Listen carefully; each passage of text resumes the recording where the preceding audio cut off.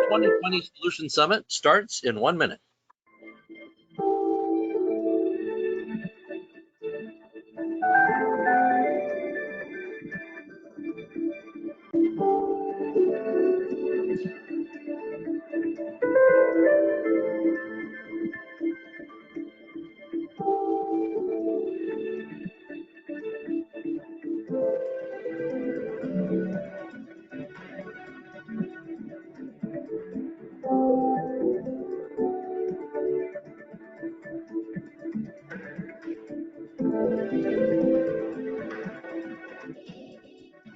Day 2 of the 2020 Solution Summit starts in 30 seconds.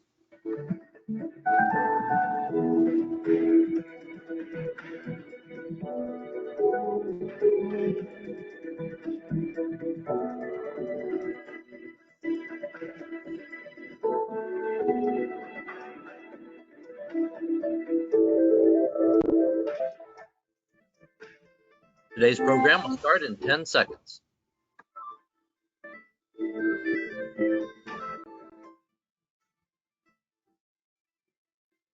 Welcome to Day 2 of the Solution Summit. Here's Dan Mead-Smith, President of Washington Policy Center. Good morning, everybody. Welcome to Day 2 of our Solution Summit. I'm Dan Mead-Smith, President of the Washington Policy Center. As many of you know, and who joined us yesterday, this is one of the largest state policy events of its kind, and this is our first ever virtual Solution Summit. We have over 400 people registered for this event, and we're excited to bring you Day 2. A special welcome to the TVW audience. Thank you for TVW for live streaming this event. As many of you who were with us yesterday, you know that TVW received our second annual Summit Award that we give out annually to an individual or organization that develops a public policy recommendation that's enacted or brings more transparency to state government, and TVW certainly fits that bill. They have an impressive record of keeping Washingtonians informed of key policy issues and public affairs, and we're honored that we're a part of their programming over these 2 days. Our Solution Summit events have become annual must-event traditions for legislators, local officials, and citizen activists.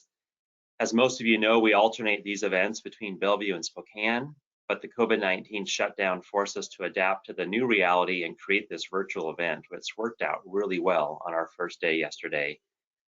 Of course, we missed the breakfast and lunch keynote sessions, the receptions, the networking, the movie screenings we had planned, and the keynote address from former U.S. Energy Secretary and Governor of Texas, Rick Perry. But you'll be very pleased about how this will come together and how great yesterday turned out. So we're excited to have you with us. And stay tuned for a special announcement about Governor Perry, hopefully speaking at another event of ours coming up later this year. We're excited to take advantage of this opportunity to create a truly statewide event rather than holding one event 1 year in Western Washington and one in Eastern Washington. This event, because it's virtual, brings together the entire state. Today, we'll begin with a serious look at the reality behind recent headlines, examining that socialism has gone mainstream and polls showing a growing enthusiasm, especially among younger generations, for socialism in our country. Our kickoff panel is Behind the Curtain, America's Dangerous Flirtation with Socialism from Those Who Have Lived It. A very unique panel that Chris Cargill will lead, and he'll also share details of an exciting new Washington Policy Center initiative designed to bend the curve of US favorability towards socialism, and he'll tell you how you can be part of it. Next, we'll look at transportation policy with the Drivers Are Not the Enemy panel and discuss how to move transportation policy towards solutions that improve mobility for everyone. Then we'll turn towards education, which is in the news, of course, today with the schools being shut down for the rest of the school year, with expanding scholarships and public school choice programs, a topic that has become essential, especially during this pandemic. And our final panel will be bridging the urban-rural divide, knowing where your food comes from, another issue made pressing by the recent strain on our nation's supply chains. Throughout these panels and this program this morning, we hope you'll be thinking of questions for our center directors and their impressive guests to consider. This is intended to be a very interactive event, and we had more questions than we could get to yesterday. And in fact, our research team will be responding to all the questions that we didn't get to yesterday's program. To ask your question, go to the chat box in your GoToWebinar toolbox. You'll see it on your screen. Type in your question, and our staff will be gathering them for the Q&A period after each panel. In addition to the chat box, you can also email our communications director, David Bose, at dboze@washingtonpolicy.org is another way to get your question in front of our panelists. After each panel, we'll have a 5-minute break. During the breaks, we'll have special information and videos for you on screen. And if you can't stay the full day, don't worry. Your link allows you to come and go as you please. After today's policy sessions, I'll come back for a special announcement with our board chairman, Mark Pinkowski, and we'll announce 2 of our annual dinner speakers. You'll be the first audience to hear about who's in line to speak at our annual dinner events coming up this fall. And we're excited to be back with you for an in-person event for some of the largest gala events of their kind in the whole country. When it's all over, if you haven't done so already, we hope you'll join Washington Policy Center as a member. Many of you are members and are joining today for free, one of the many benefits of being part of Washington Policy Center. We hope that you'll consider supporting our work, especially our work on all the COVID-19 policy recommendations that you've seen from us. We've created a one-stop shop web page on our website at washingtonpolicy.org, and we're providing timely information to legislators, local elected officials, and the media about how to get our economy back going when we open it back up again, and all other recommendations, especially from our Roger Stark, our healthcare director, who's been providing recommendations on the healthcare policy side of COVID-19. This coming year, we're going to see increased financial pressure on the state, and lawmakers that called for income taxes while the state was running a surplus will surely be out in force demanding an income tax now that revenue is projected to go down. We are the advocates you need for free market solutions in our state and to keep Washington State income tax free. But we can't do it without you. We hope you'll include WPC in your giving at this time, whether you're already a member to make a special contribution or again to join and be part of our organization, which includes our weekly email updates, our Viewpoint magazine, our timely publications, and all of our events. We're holding virtual events like this every single week in April to connect with all of our members, and we hope you'll join us. I want to thank the following sponsors for making all of this possible, for making this 2-day event possible. The Associated Builders and Contractors, Assured Partners MCM, Avara, Coldwell Banker Bain, Dunn Lumber, NECA, Wells Fargo, Trico, Bristol Myers Squibb, Takeda, the Boeing Company, Merck, Darigold, the Ethnic Chamber of Commerce Coalition, Physicians Insurance, and American Printing. We appreciate your support that makes this 2-day event possible. And special thank you to our great staff at Washington Policy Center. We have an incredible team, and there's so much going on behind the scenes, getting this event ready with all of our speakers from around the country. I appreciate everyone at our Washington Policy Center staff that's put together this event. Now, to kick off our first panel of day 2 of Washington Policy Center Solutions Summit, here's our Eastern Washington Director, Chris Cargill. Chris, kick us off.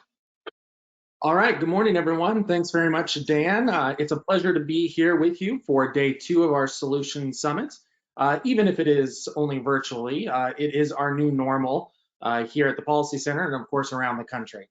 This session, as Dan mentioned, is called Behind the Curtain, America's Dangerous Flirtation with Socialism, from those who have lived it.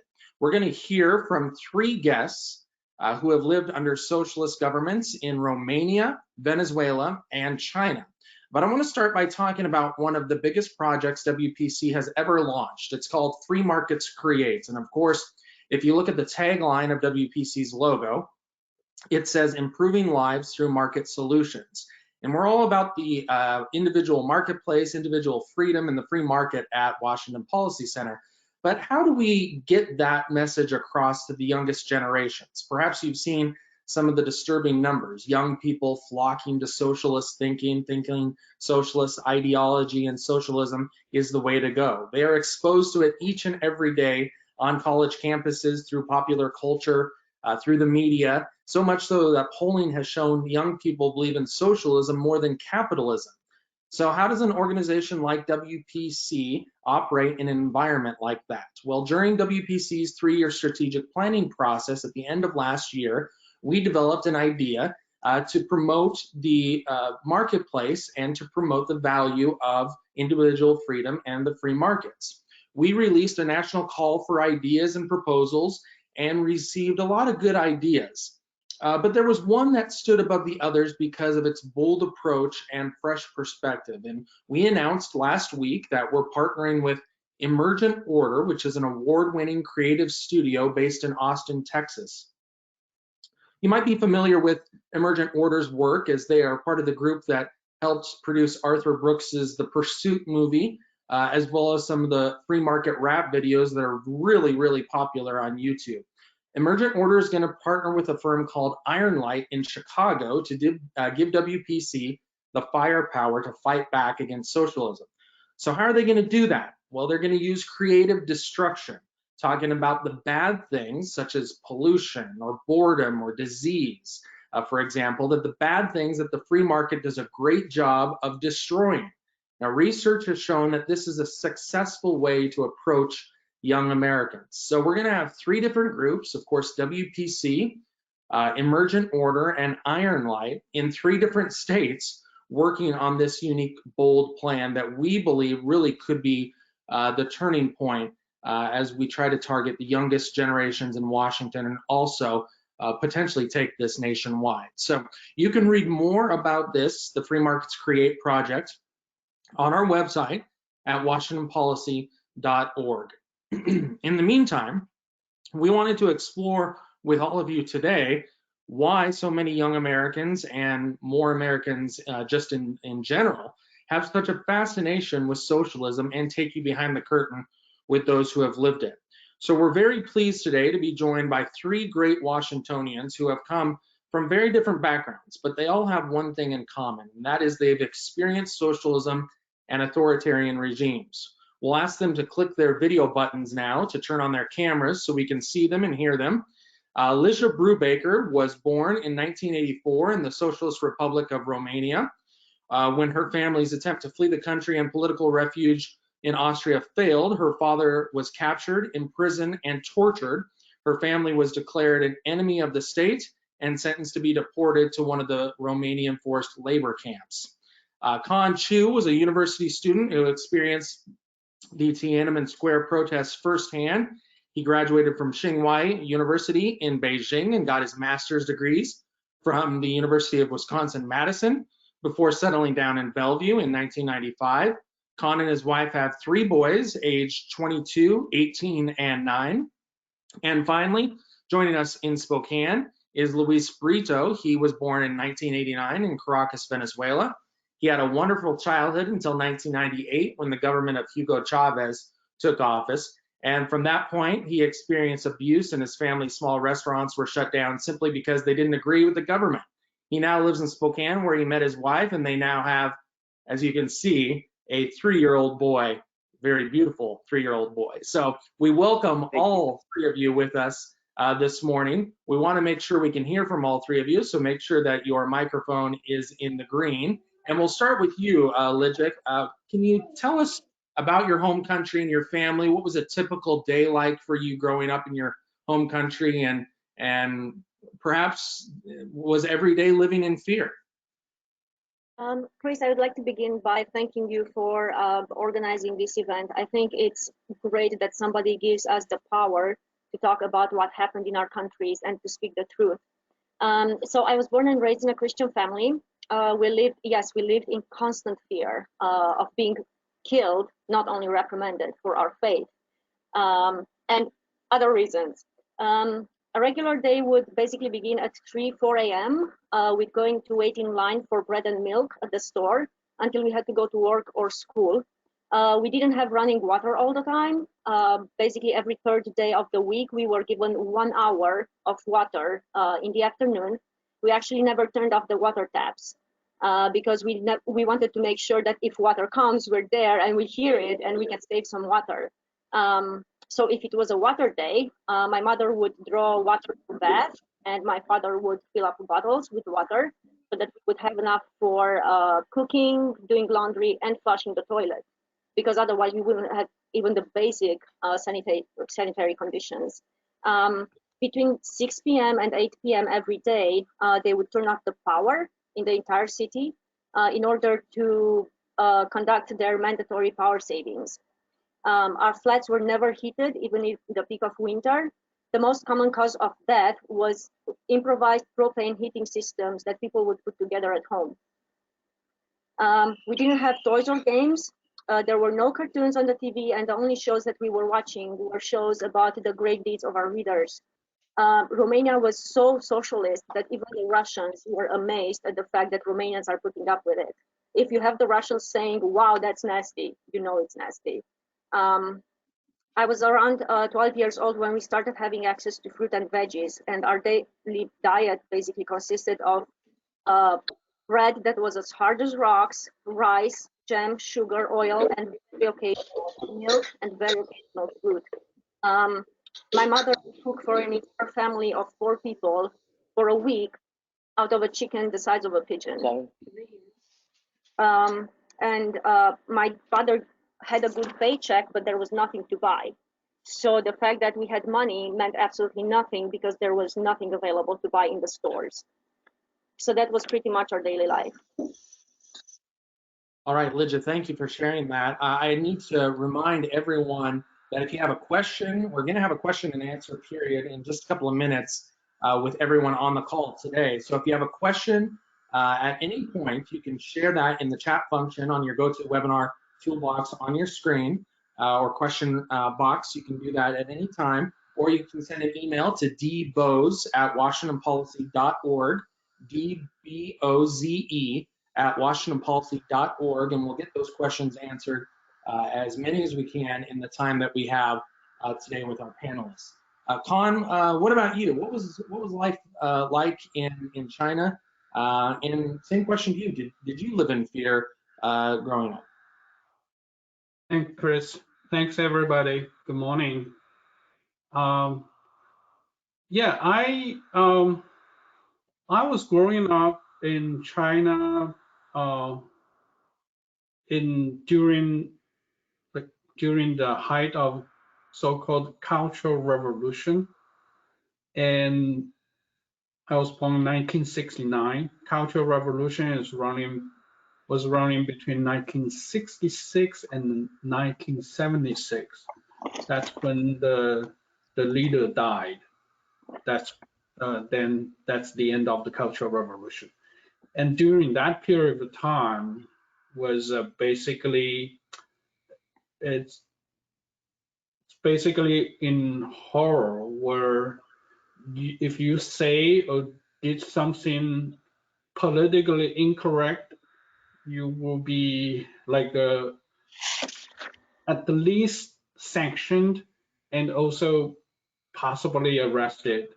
So, and because back then, I was young, but my parents was, if they were very nervous. I remember they told me that they had this, in China, they have this porcelain statues of, the great leader, and then they accidentally broke it. Like that was a major event in the house. If they broke it, they would not dare to dispose it during the day. So they would have to, conceal it and to throw away during the night.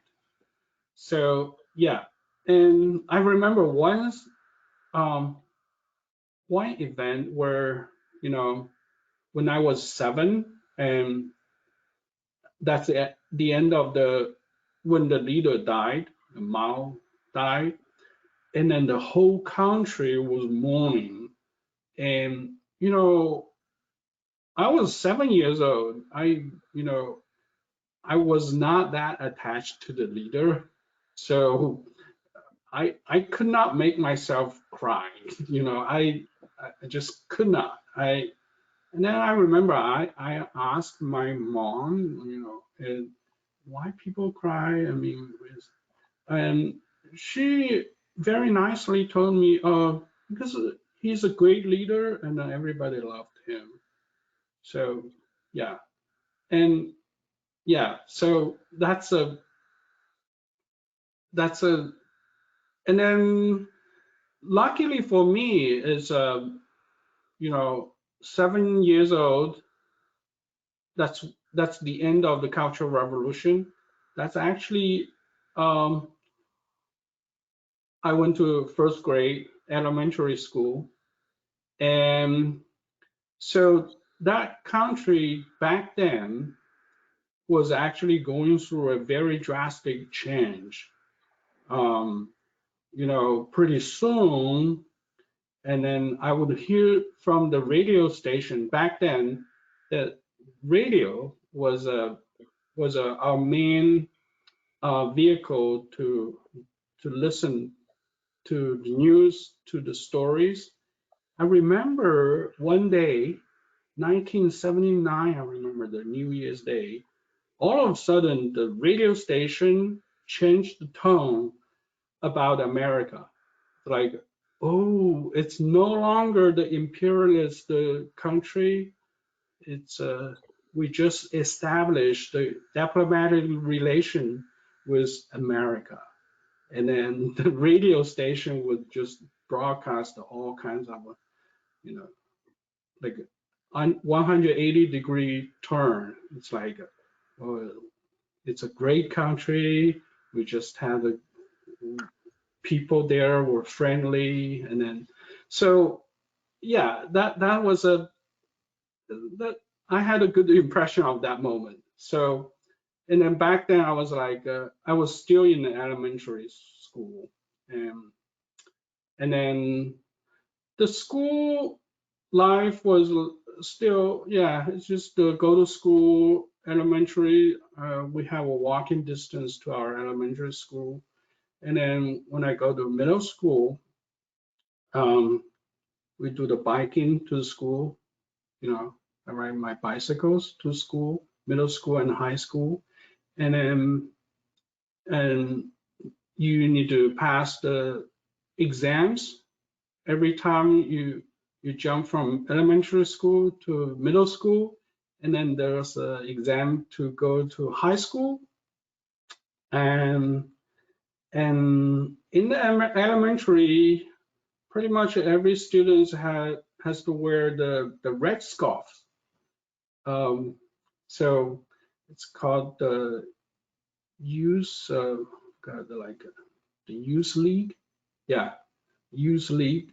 And then when you go to high school, and then if you have good grades, then people would approach you to say, "Oh, would you join the Communist Youth League?" And then they try to attract, people with good grades.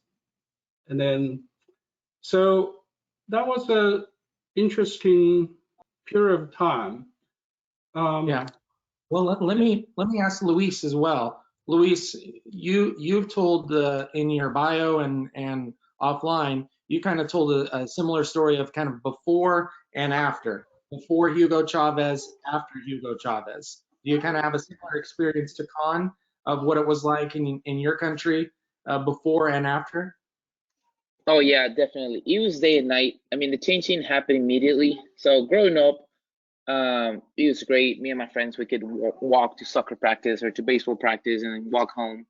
We would walk to school because our school was really close to where I lived.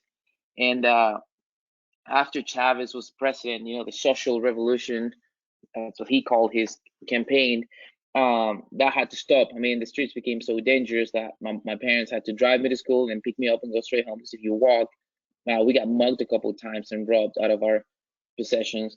And that's just one of the side effects of that socialist idea. I mean, the poor population increased, and then middle class pretty much disappeared.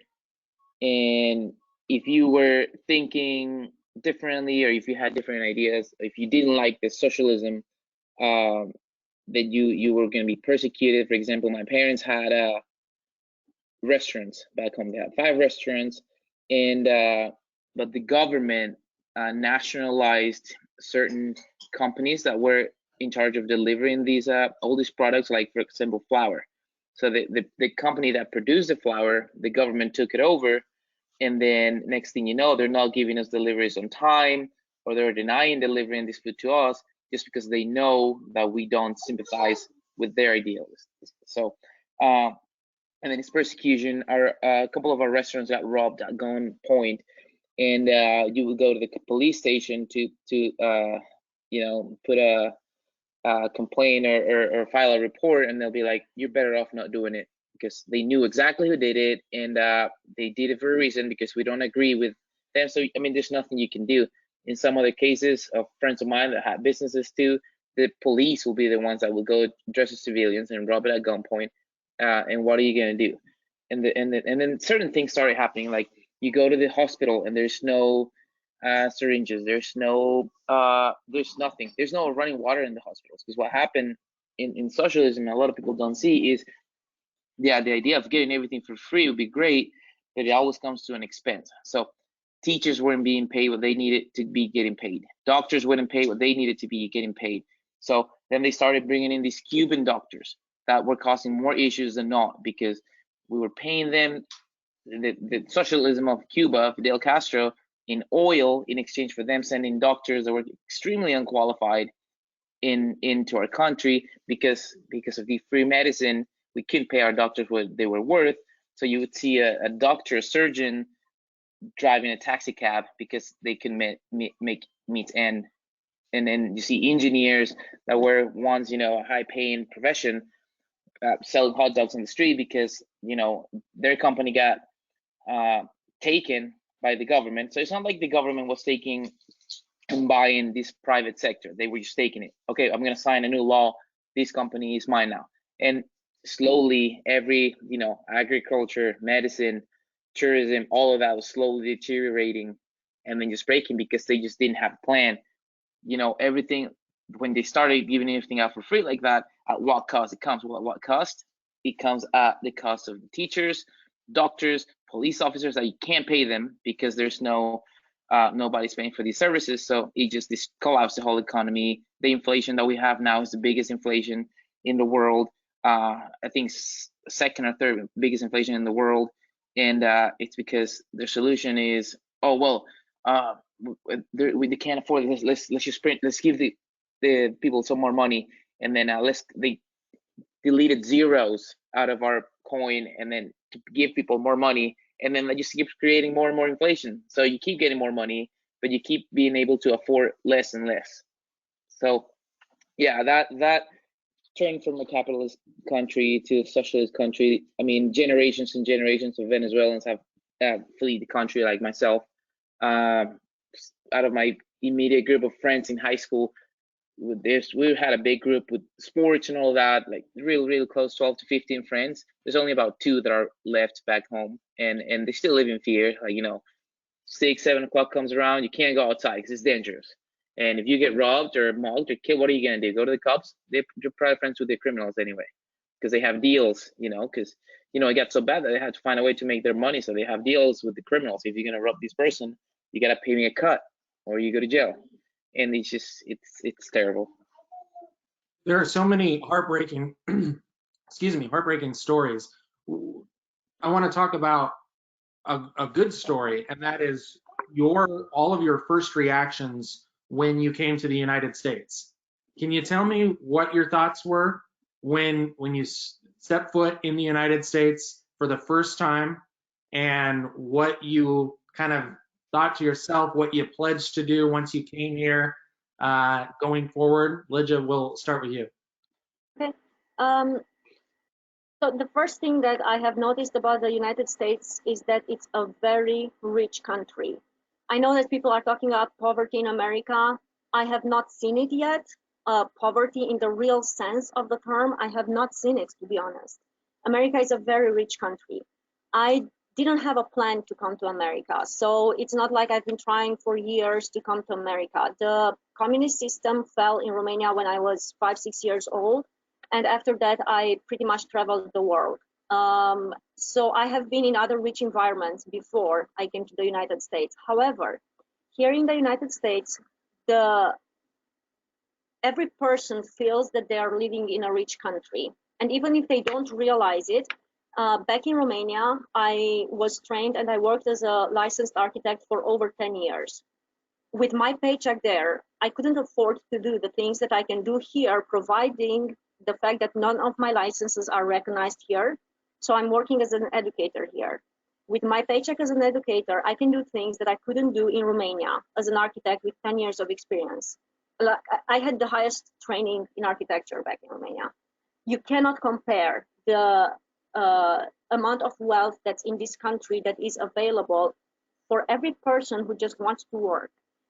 If everyone starts working, they will have no issues with being worried about paying the rent or paying the utility bills or anything. And most people don't live like that in other countries. However, the most shocking part for me was just how postmodern America is. I have an aunt who came to America when during the communist regime in Romania, so it happened about 30 years ago, maybe a little bit over 30 years ago. She immigrated to the States, and the America that she was telling us about is not the America that I came to. There was a progressive indoctrination of the youth, and I see it, especially coming from the outside and having traveled so much. I can see how people are programmed to think in a particular way. It's a very engineered society, which makes people to live their life rather than living based on moral absolutes and being very careful with their character and striving to be better persons. People are living based on a circumstantial morality, which means in this context, I can do whatever I feel I'm justified to do. And that is the foundation for a socialist system, to be honest. And that is what gives people the freedom to think that they have the right, among their freedoms, is the freedom to oppress somebody else. And that is not okay. Basically, what I feel is that there has been a programmed engineering of the society to be willing and ready to accept socialism when socialism is implemented. And it has been done strategically so. You need to bring people to a particular mindset in order to be able to justify socialism. And it's really heartbreaking because I'm surrounded by Americans here. I have tried to go to the root of the American spirit. And I believe it is the most beautiful thing to have a constitution and to have freedom. People don't have that across the world. And we are on the verge of losing that here in the United States.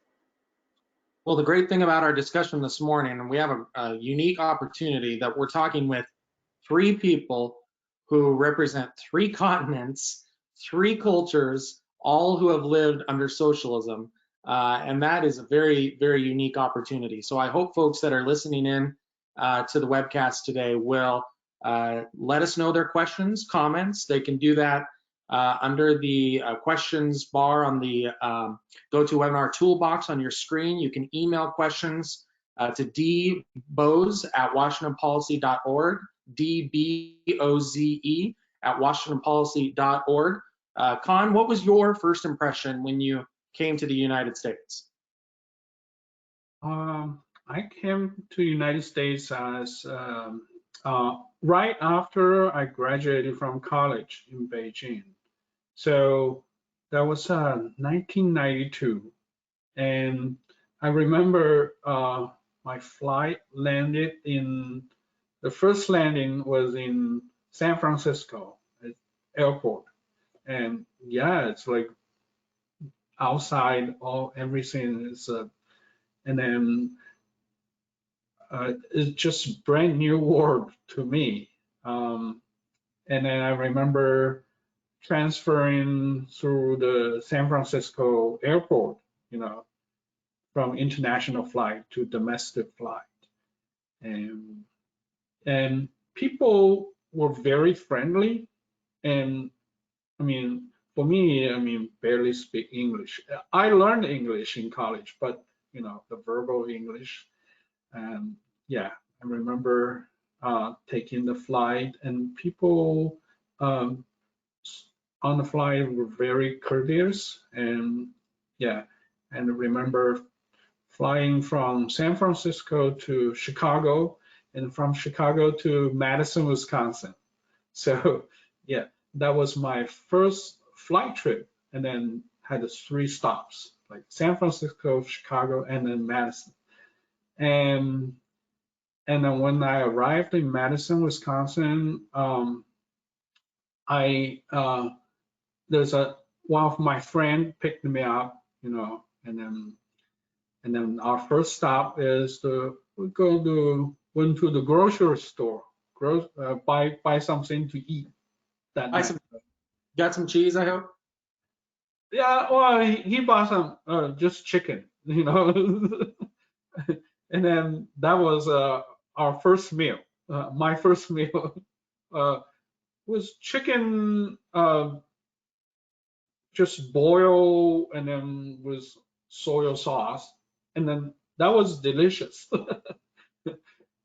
I remember it's interesting. Well, back then, my friend and we were graduate students. So, and then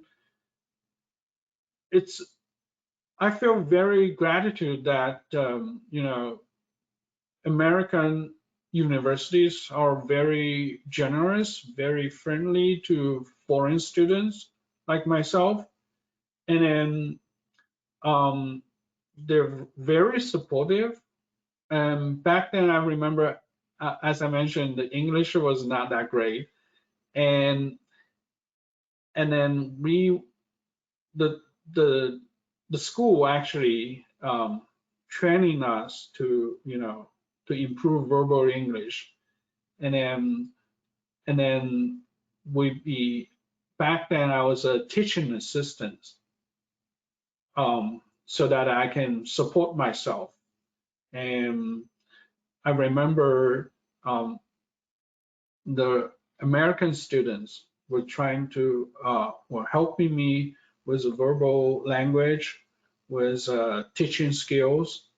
And yeah, I remember there was a tough 2 months of period where I was like it's a steep learning path. Well, and I'm sure they had a lot of questions for you, as we do today, about your role in the Tiananmen Square. Oh yeah, that was 3 years before I arrived in America.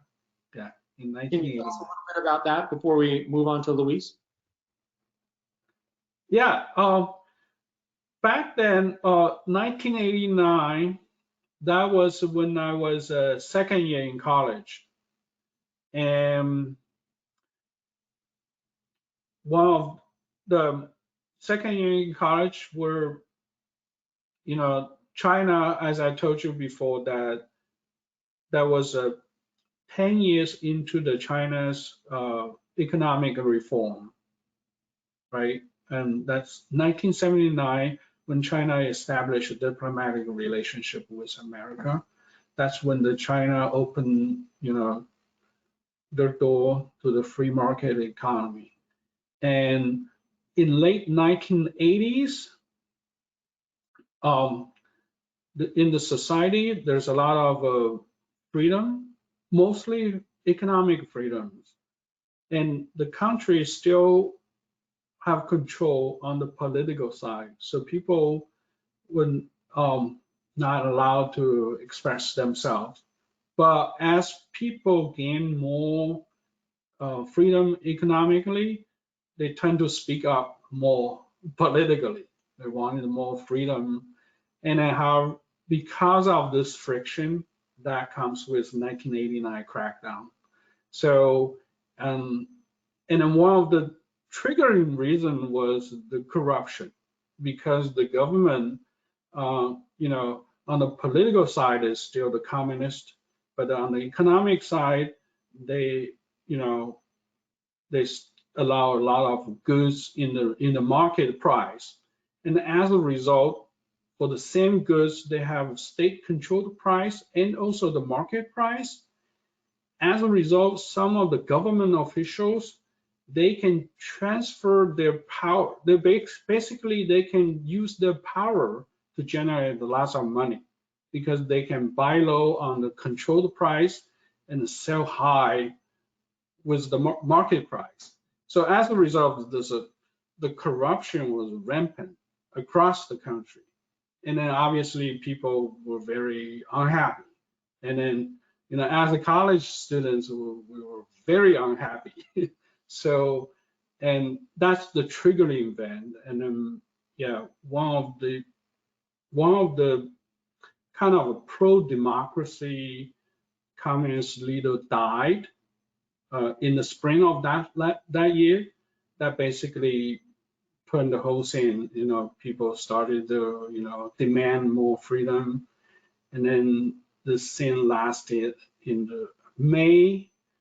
During the May 1989, the government declared the martial law in Beijing, and then army started to gather surrounding the city, and then tension running high, and then all the scene run through like June 4th. In the morning of June 4th, that's when the bloody event happened.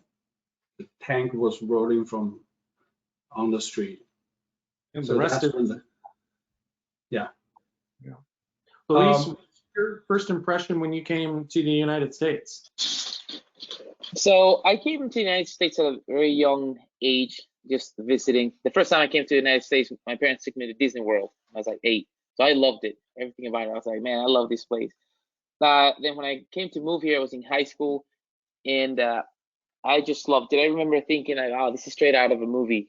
Like, I joined the football team, and I was a baseball player, and it was just great. I went to high school here in Washington, and I always loved it. And then the opportunities that you have here, just like he was saying in Romania, like back home, the biggest thing is here you can work hard enough and smart enough, and you can get what you want or what you want to get. Back home, it doesn't matter what you do, you're not going to get anywhere. So like I was saying earlier, you can be a doctor, a surgeon back home, but then you have to drive a taxi cab to make ends meet. Here, this is a land of opportunity. Everybody has an opportunity, and we don't have issues, at least not here in Washington, and like we did back home. Like back home, there's no water, there's no electricity. There's been like this year already like 3 or 4 total country power outages. There's no power in the whole country, and this is Venezuela is a country that exports oil. So how can you explain that there's no energy if we put it, we send it out to the world? And it's just things work here. Obviously, I love that we always trying to strive to be better, but just little things that you see here that you'll never see back home, like the public transportation. And I'm speaking for Washington. Public transportation here in Spokane is amazing, and even down in Seattle, it's great. Back home, it's not. You have 100 people just inside, just clustered inside of a 40 people max capacity bus, and there's no regulations. Back home, there's no.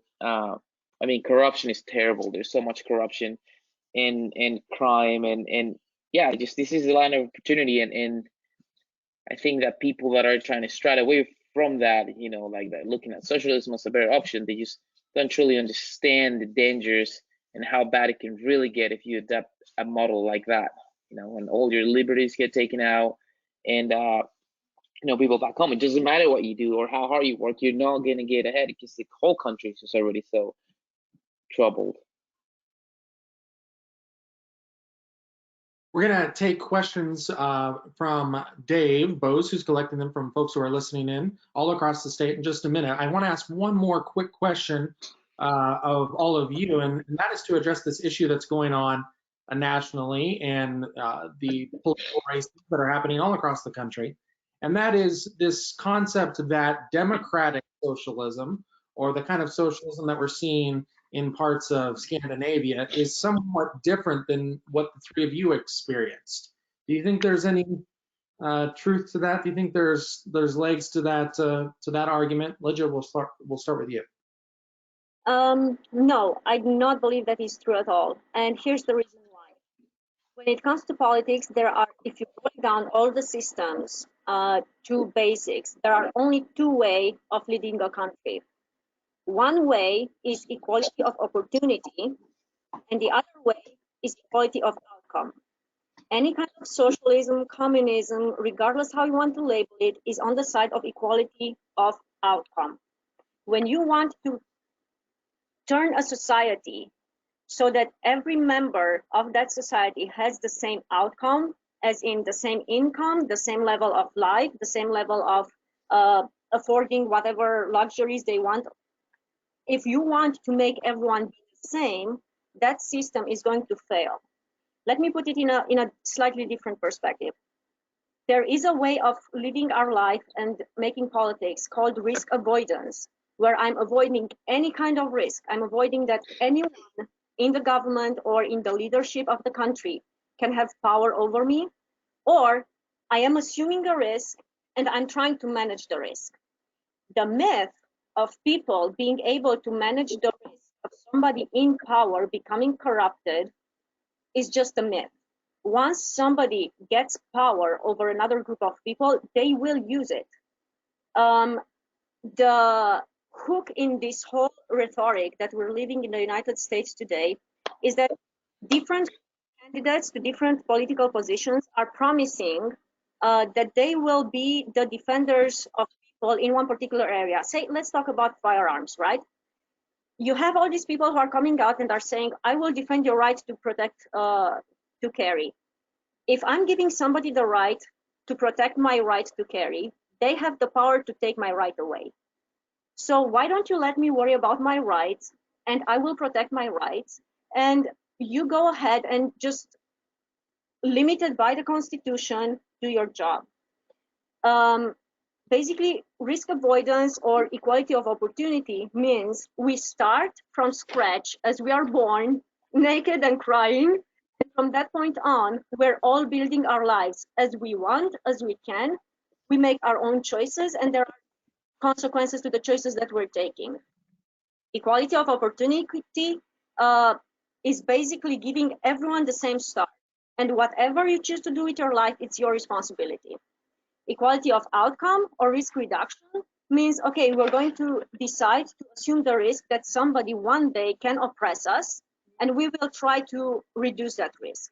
Any kind of socialism, be it democratic, be it communism, be it any kind of form of socialism, any kind of form of leadership that is not constitutional, is leading to that.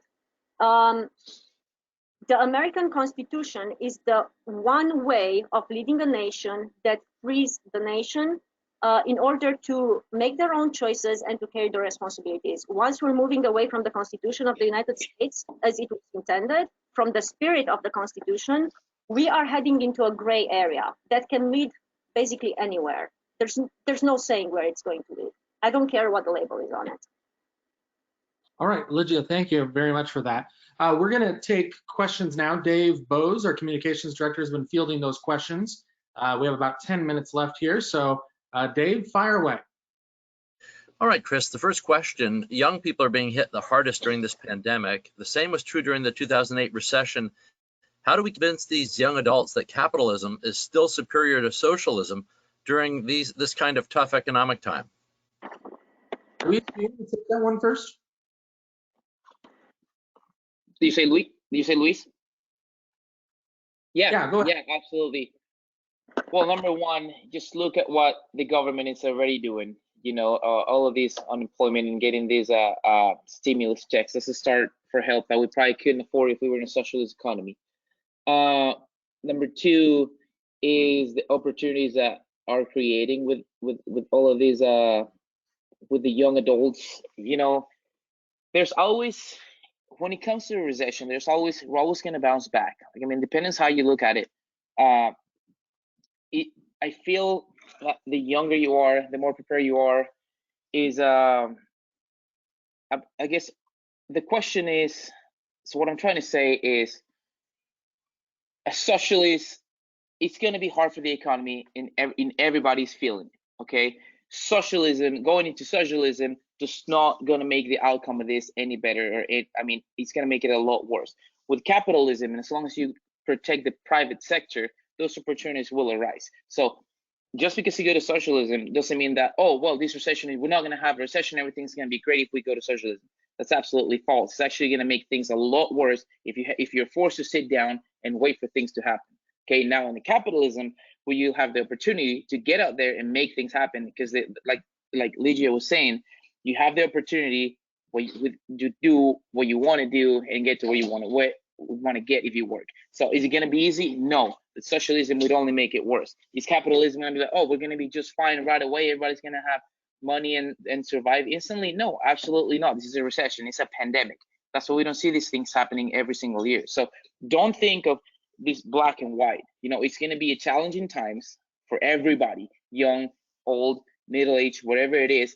But at least with capitalism, you'll have an opportunity to seek out there and continue to grow and collectively not depend on an institution or a government to, hey, well, we're in a recession, take care of me, because that's impossible. That will bankrupt the country even farther.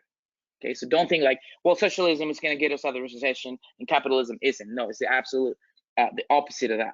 Okay, but it's this that gray area that it'll be challenging for everyone, and that's when you have to come together and put your best foot forward and know that we'll get there because we can, and we're limitless because nobody is dictating or predetermining what our outcome is going to be. Does that make sense? Yep. All right, Dave, what about our next one? What did Ligia's family do with the money they were not able to spend? Nothing. Once the system fell, the money changed overnight, so there was literally no use for them. They became right after the system fell, they became of no value. So we basically lost all that money. There was nothing we could do. We didn't have banks. We didn't have a banking system in the country, so we couldn't put them in a bank. We didn't have any kind of savings accounts. Like, the entire monetary system was different. We didn't do anything with it. Okay, next question. What trend in the US government or popular opinion most worries you, given your backgrounds in socialist countries? Don, do you want to take that one? And Luis, we'll come back to Don. Okay, great. Yeah. Well, my feeling is, you know, I came here like 1992, right? And it's been like 28 years. You know, I have not felt kind of like a, you know, such an urgent, you know, concern until during the last 5 or 6 years, where I realized the, you know, all of a sudden the society, I mean, particularly lots of news media, people was claiming, like, was talking about, oh, socialism was such a fantastic idea. I was like, you know, wait a minute, I came from that kind of system. Yeah, it's interesting. You know, particularly for myself, I live in Seattle area where, yeah, I can feel there's a statue of Vladimir Lenin in at one corner of Seattle. People, I was like, all of a sudden he has a blood in his hand, and then how could people, you know, worship or say good things about him. So yeah, the socialism, it's like when you talk to people, particularly young people, it sounds attractive, but it's not. You know, the thing is the difference between socialism and the free market system is just the power. The state has huge power in socialism because the government is not going to produce anything. The government's job in socialism is redistributing wealth, the resources. So if the only people are going to be benefiting from the socialism are those in power, you know, bureaucrats. So when I mentioned back in 1989, one of the reason people were upset is because the government officials can use their power to generate money, you know. As a result, it's just the breeding ground for corruption. So yeah, and then versus free market society, free market is really, as Lygia mentioned, that it's just to give you equal opportunity. You know, the government with a limited government, the government is not so much into managing, redistributing the wealth, but more of a make a basic rule, you know, equal to everybody, and you know, everybody starting from the same starting line, and motivate free enterprise to do innovation and generate wealth. That's how the society can create more wealth, not the government. Government is not a solution. I mean, China is a perfect example. You know, in 1979, between the China, the full name is called the People's Republic of China. Okay, it was founded in 1949. So between 1949 and 1979, that's basically classic socialist state. And then the country was, you know, it's not because the ruling party was willing to do this economic reform. It's because they had to, because the country was at the brink of a disaster. So, and then since 1979 until now, it's been like 40 years. You know, economically, it's been embracing, the country has been embracing free market. So you can look at China, you know, it was experiencing such a drastic economic growth during this period of time. So it's interesting, like just look at the country China, you can see the difference between the socialism and free market. All right, Luis, do you want to, we got about 30 seconds left here. Do you want to talk about what concerns you most? You need to unmute yourself there. There we go.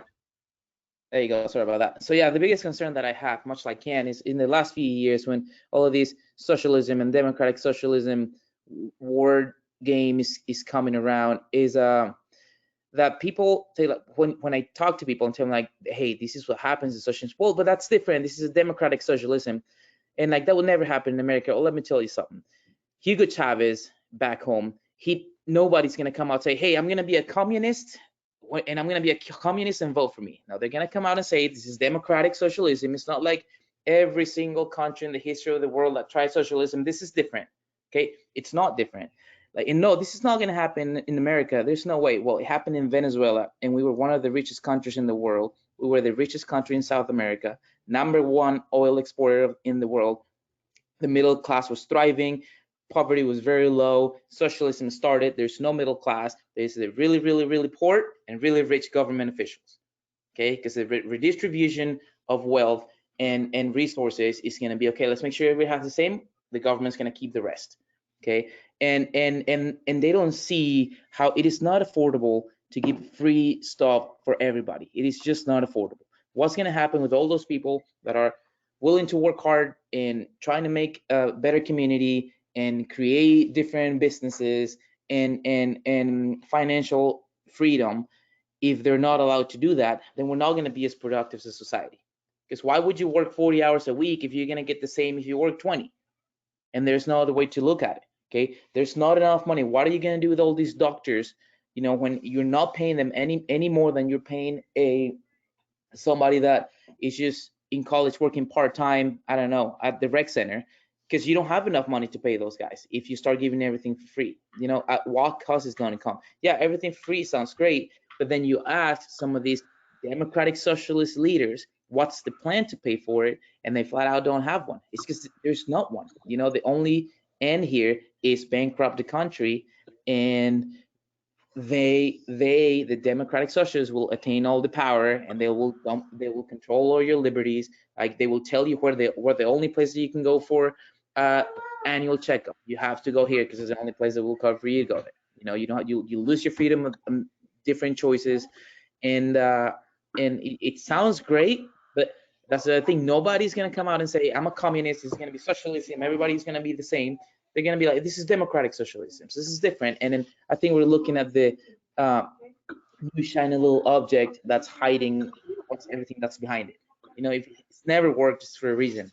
And it happens in really rich countries that didn't think it was gonna happen there. It could happen here too. And the problem with that democratic socialism, even just a little bit of that leadership, if you turn the country into socialism for 4 years or 8, let's say there's a second term somehow, it's going to take decades to get back to where you used to be. So the damage is not, well, if it doesn't work out, we'll vote him out. Well, in those 4 years that a democratic socialist president, damage that can do to our society and our economy, it can take decades just to bring us back to where we are or where we were before this pandemic.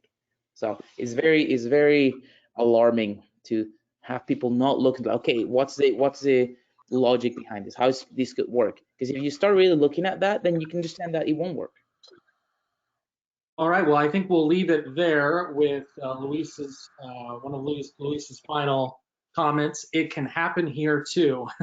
So we all need to be aware of that. So we want to thank our guests today, Lydia Brubaker, as well as Con Chu and Luis Brito. Thank you for sharing your experiences with us, and hopefully everyone, if they hadn't already, now recognizes the dangers of socialism. So that wraps up today's first session of our second day of the Solution Summit. We're going to take a short 5-minute break and then continue with our second topic on transportation.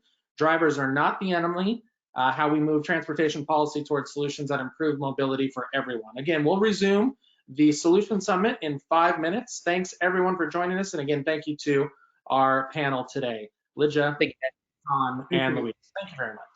Thank you for having us.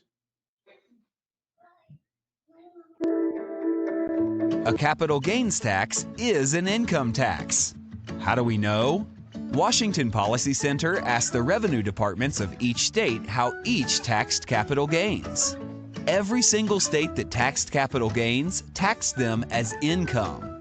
States that did not tax capital gains did not because they did not tax income. For example, Florida described their treatment of capital gains income like this. There is currently no Florida income tax for individuals, and therefore no Florida capital gains tax for individuals. Washington State Congressman Dan Newhouse asked for clarification on capital gains taxes from the Internal Revenue Service. In a letter, the IRS responded saying, "You ask whether tax on capital gains is considered an excise tax or an income tax. It is an income tax. More specifically, capital gains are treated as income under the tax code and taxed as such." Every state in the union treats capital gains taxes as an income tax, and the IRS defines capital gains tax as an income tax. Yet in Washington state, advocates of capital gains income tax refuse to call it an income tax. Why? Perhaps it's because voters have turned down income taxes 10 times at the ballot box, and a graduated tax on any income would require an amendment to the Washington State Constitution. This has long been recognized as the law, Indeed, voters have repeatedly rejected constitutional amendments to implement an income tax and other efforts to implement it in 1934, 36, 38, 42, 44, 70, 73, 75, 82, and 2010. Either way, Washington deserves an honest debate about taxes. Those who want income taxes should say so and work to amend the state constitution if they want a graduated income tax. On one thing, there should be no debate. As the IRS has made clear, a capital gains tax is an income tax. Help us keep Washington state income tax-free. Join us at washingtonpolicy.org.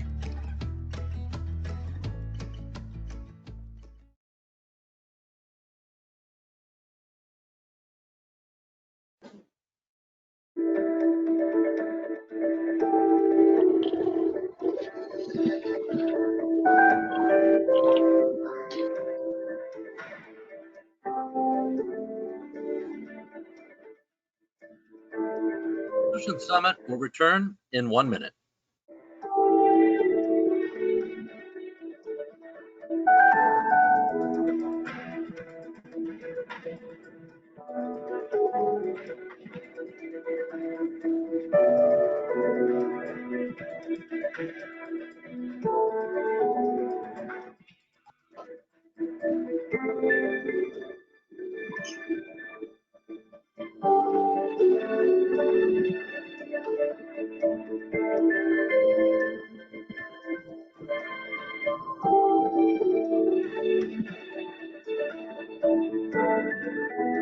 Solution Summit returns in 30 seconds.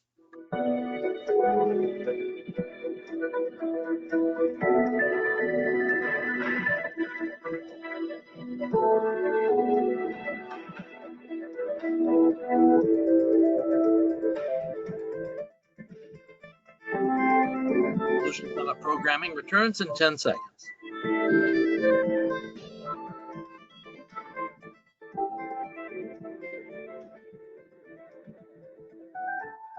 Welcome back to day 2 of Solutions Summit with our Center for Transportation Director, Maria Frost.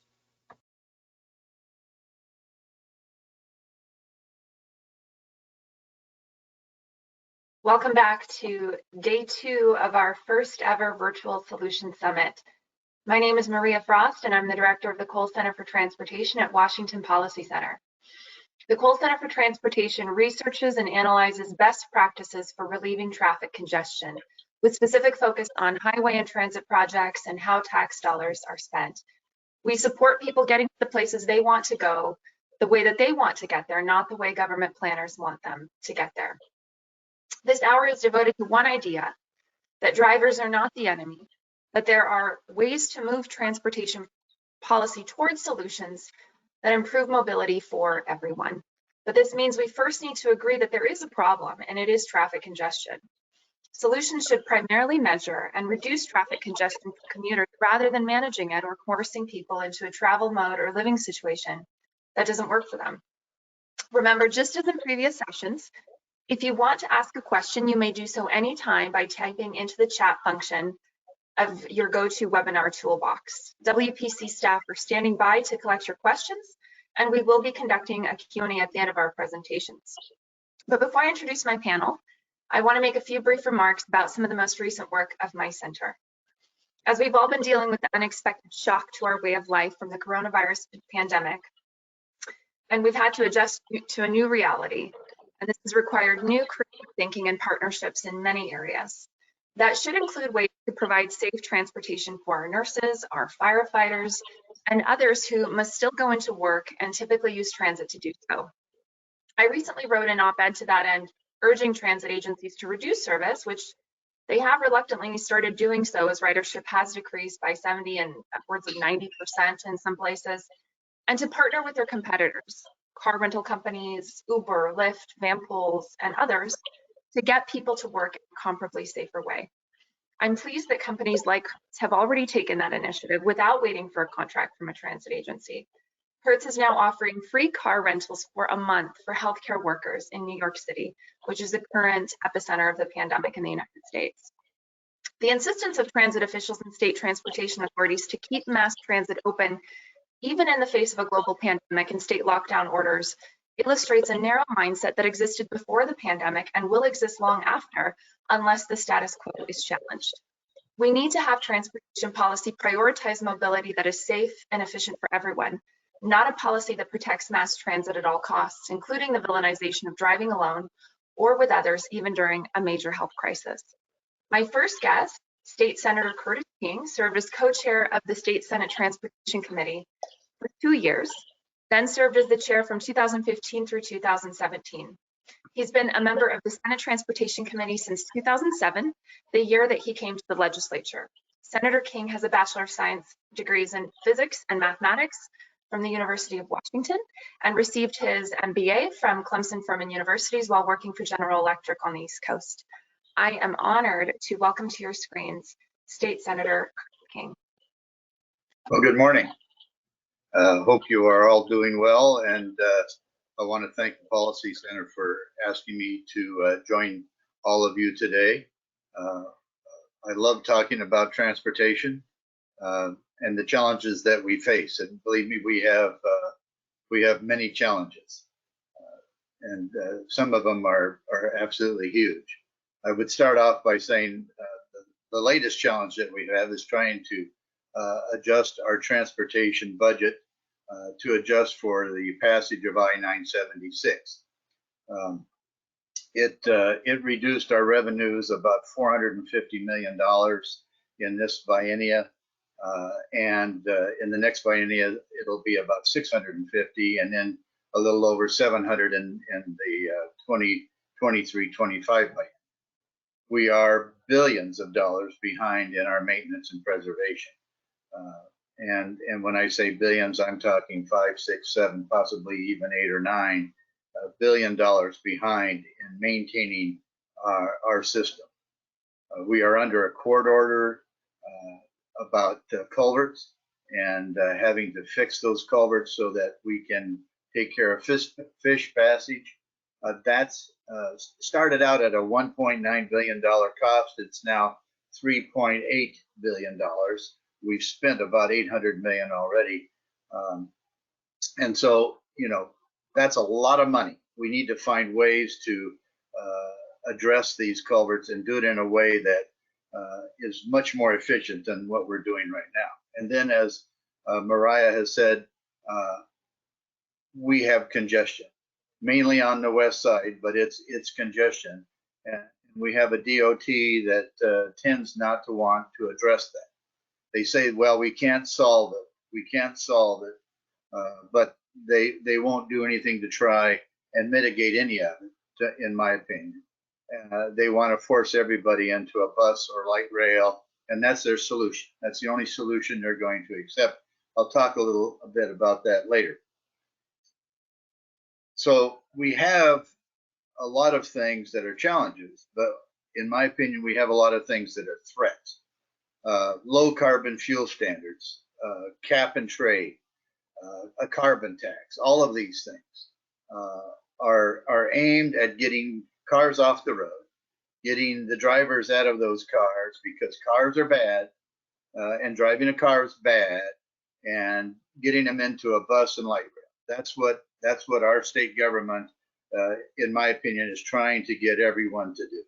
Get them out of their cars, get them on a bus, get them the light rail. To me, that's the wrong thing to do. We're not listening to what the citizens of this state want us to do, and that's what really bothers me. But now, the next one that I want to talk about is Senate Bill 6398, which came up this last session. This one really scares me. It's a bill that wanted to change our transportation goals, and in my opinion, not in a good way. We currently have 6 goals in our transportation system. They are preservation, they are safety, they are mobility, which includes congestion, environment, and stewardship.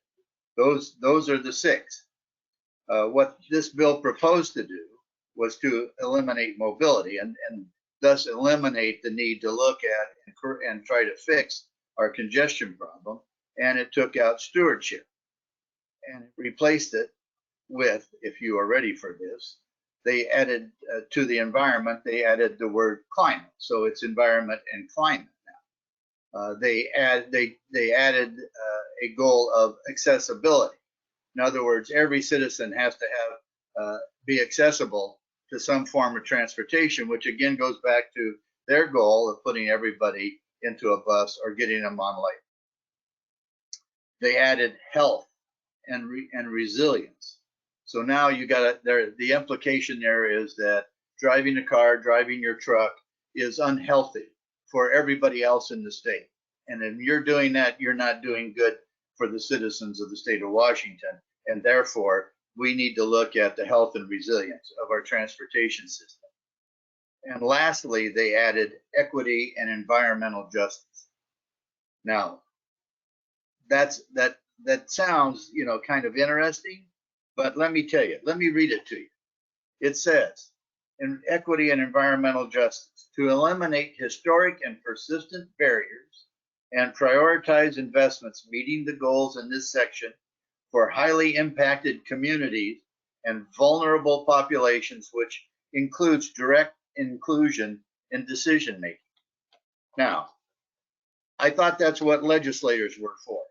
That's why you're there representing the people in the state, is to make those decisions. But what this bill does, it then adds that there's a group put together of organizations. And listen to these. This is even more fun. Washington State DOT, Department of Ecology, Interagency Council on Health Disparities, Department of Health, Department of Commerce. Those are the groups that are going to establish the matrix for every one of these goals. They are going to determine. If you notice, most of them, if not all of them, are a government agency, and they're going to determine what these metrics are. There's no mention of the legislature. There's no mention of any of that. They're going to assign then a value or a point system to each of those goals. Once these metrics are developed, then DOT has the sole discretion in determining how a project would be rated. So they determine whether it gets 5 points or 10 points or 20 points. And if it doesn't rate high enough, it will be eliminated. So go back and think about those new goals. And then turning it over to government, who already want you out of your car and truck, and think about what kind of projects they're going to approve. I can almost assure you they're all going to be transit, bike and ped path, and light rail. That's what it's going to be.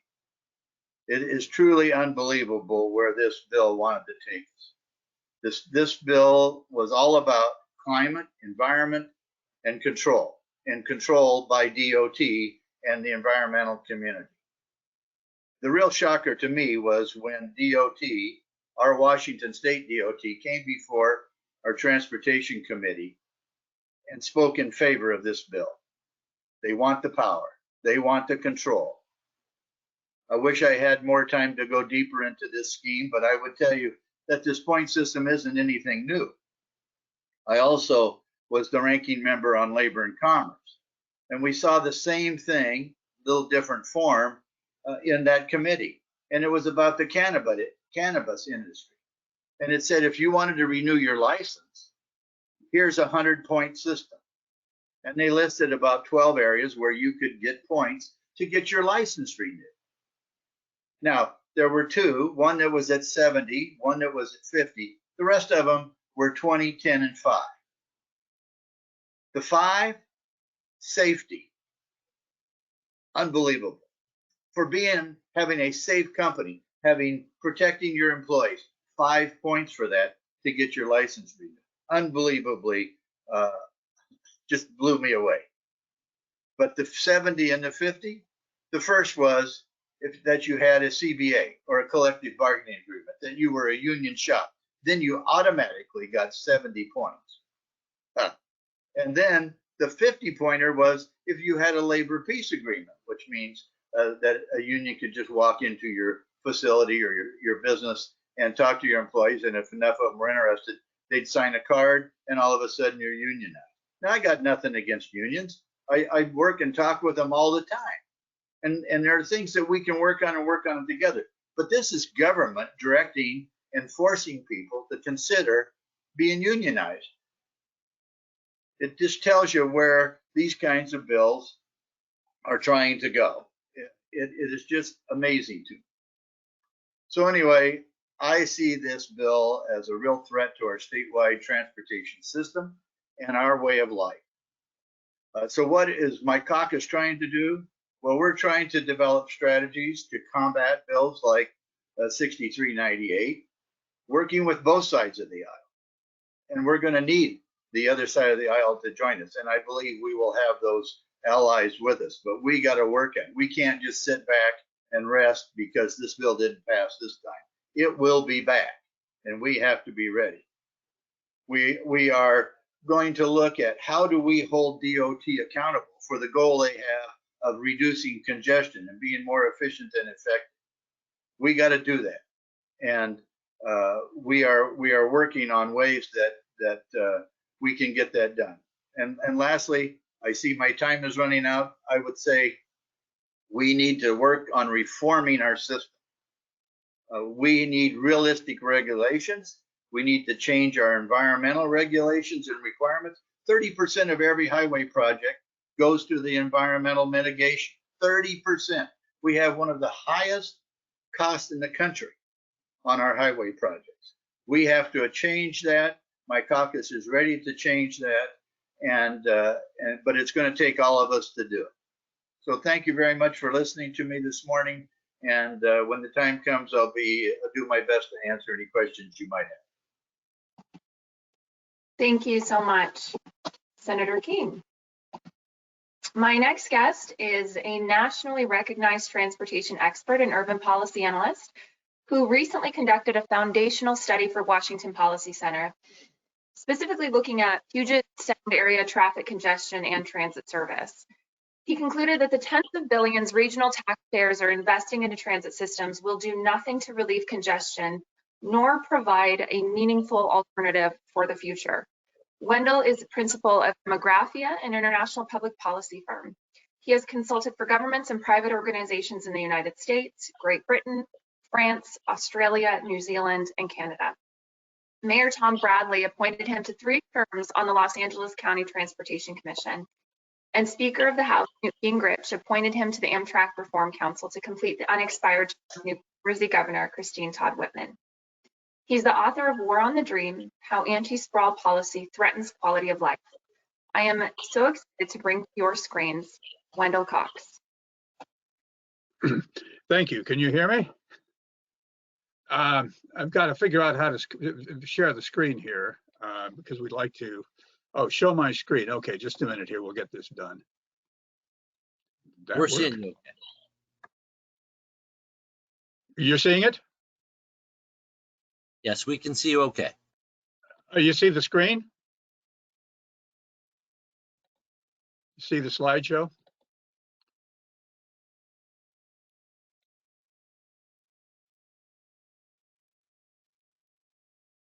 Are we seeing the screen? Yes, we see your screen. The one with the picture of Bellevue, right? That's yes, correct. you're good to go, Wendell. Okay, good. Sorry about that. Okay. Anyway, yeah, in fact, a great presentation by Senator King. And I want to assure you, Senator King, that regardless of what they try to do to force people into transit, they're not going to succeed because it isn't going where they're going. But that's sort of my story today. I had the pleasure, I have some roots in your part of the country, having lived 3 years of my life in grammar school in Shelton, not too far away, a great part of the country. Spent a bunch of time in LA, as Maria indicated. When in LA on the County Transportation Commission, I introduced the motion that created the tax funding for the rail system. And here we are now, many years later. The last year I was on the commission in 1985, we carried 497 million passengers on our transit system. Now, after having built 6 urban rail lines, 2 busways, and spent $25 billion, we're down to 377 million riders. It has been a real failure. transit market share is going down.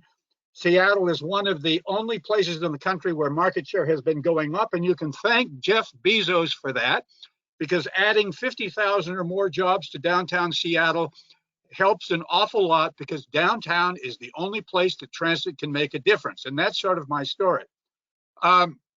Peter Rogoff of Sound Transit, the CEO there, responded to our survey by suggesting that our grand conclusion that transit expansion won't reduce traffic congestion is precisely correct, and I obviously agree with him. However, he indicated further that the expansions would give folks a path out of the worsening traffic congestion that's surely coming. That's absolutely false, and that's what I want to discuss with you today. Think about this. You know, one of the principal purposes of transit is to improve the economy, and transportation is crucial in that environment. According to the University of Minnesota, 32% of the jobs in the Seattle metropolitan area, that's the 3-county area, can be reached by the average commuter in 30 minutes by car. Now, that's an important period of time. That's sort of the emerging standard, 30 minutes. Most metropolitan areas you can get to work in 30 minutes or less, not Seattle. By transit, the number is 1.7%. Even in the New York metropolitan area, you can see there that cars get you to a lot more jobs than transit.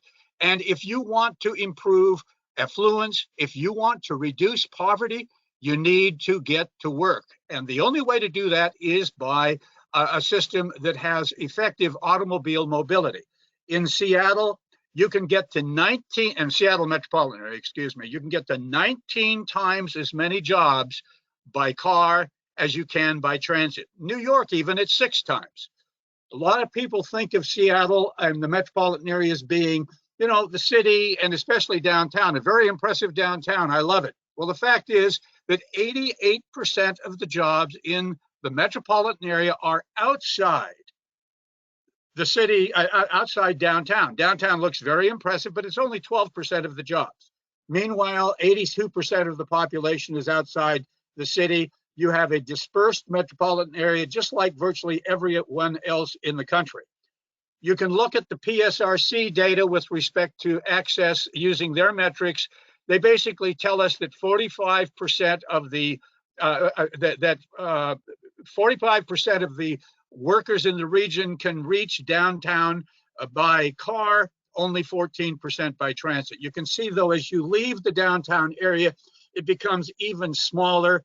The basic point is the centers outside downtown have low market shares because you cannot access them by transit. You can basically access them by car. And that's why the big myth is that transit is an alternative throughout the metropolitan area. Not so. Transit is about downtown. You can see the data here, for example, 3.3 times as many people can get to downtown by car as by transit.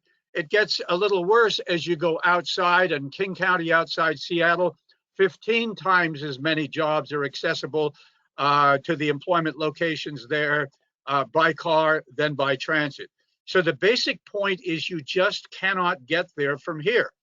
And beyond that, what a lot of people don't recognize is that US metropolitan areas, including the Seattle area, are largely dispersed in their employment.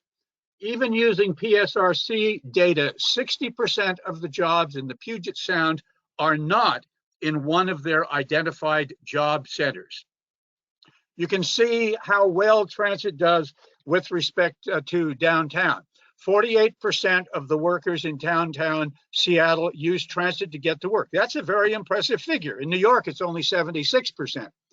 Yet outside downtown in the city of Seattle, it's only 9%, and you can see it drops off very significantly after that. So again, my point is transit is about downtown.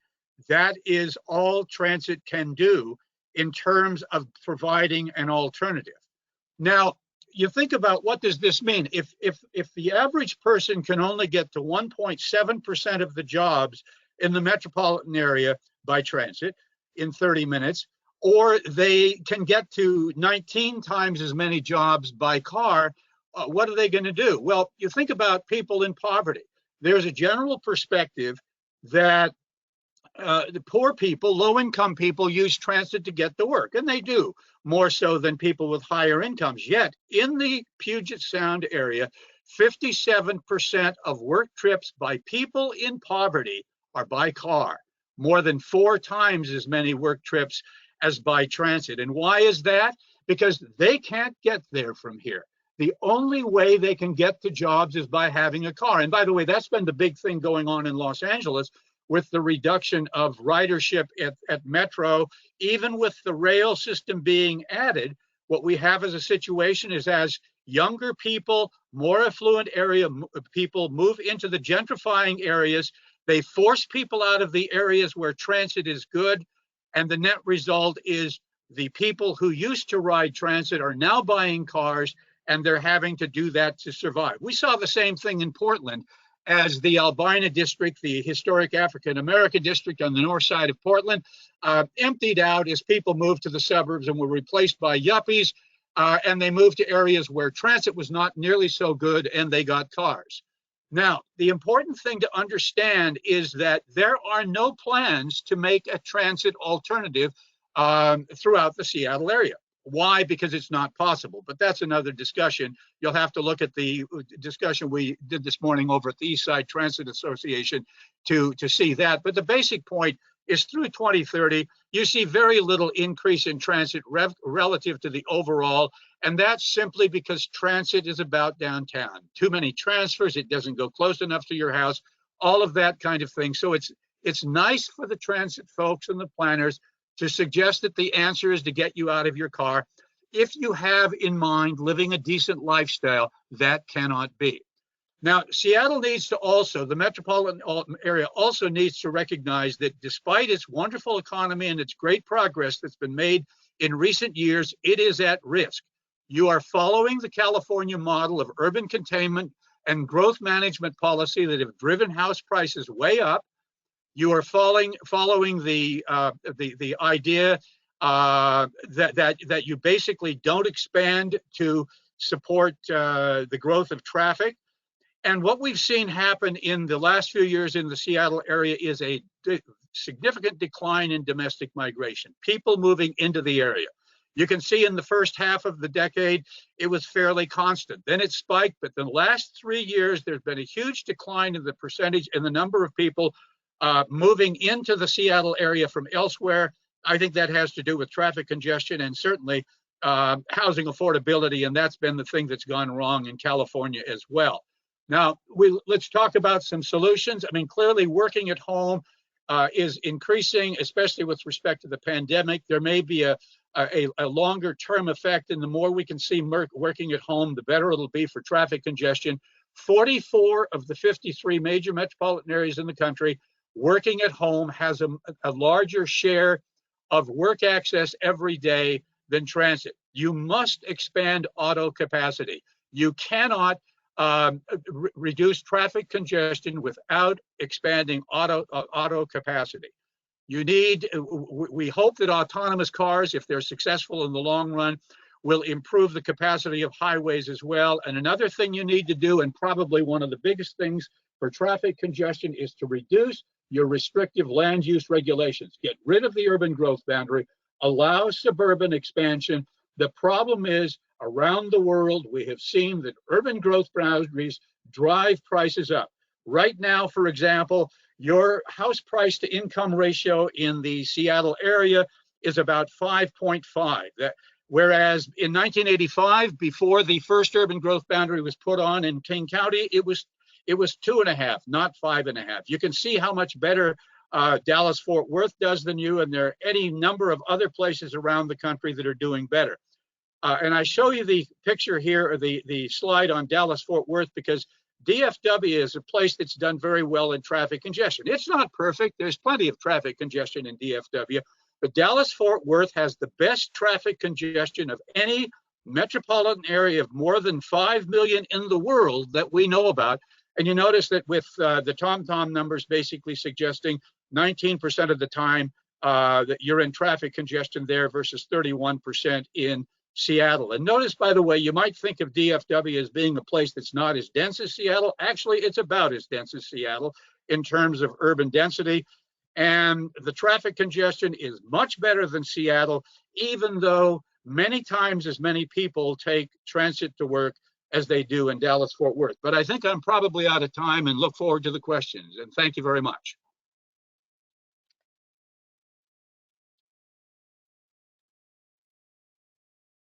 Thank you very, very much, Wendell. I cannot recommend enough the study that Wendell conducted for us. It is called Moving Toward More Accessible and Productive Transportation in the Puget Sound. It is available on our website at washingtonpolicy.org. It's fascinating reading, loaded with key information, charts, graphs, insights. So check it out.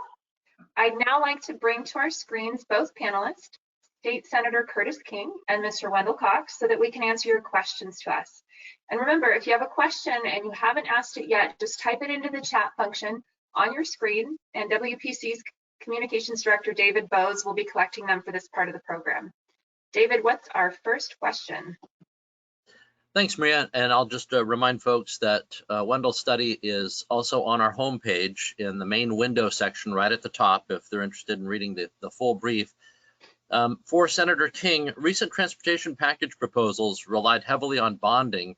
Secretary Millar has warned that in 10 years, 50% of the gas tax would cover bonding. How do we get out of constantly using bonding to take care of transportation projects?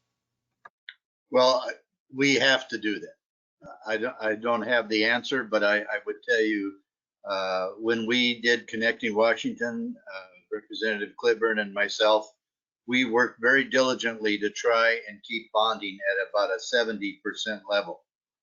We ended up closer to 80, and again, the challenges with packages is you had to get to 80 because the only way you could get the votes was to give people projects, and we got to get away from that. We got to get a package that solves our problems, but not puts us in further in debt. We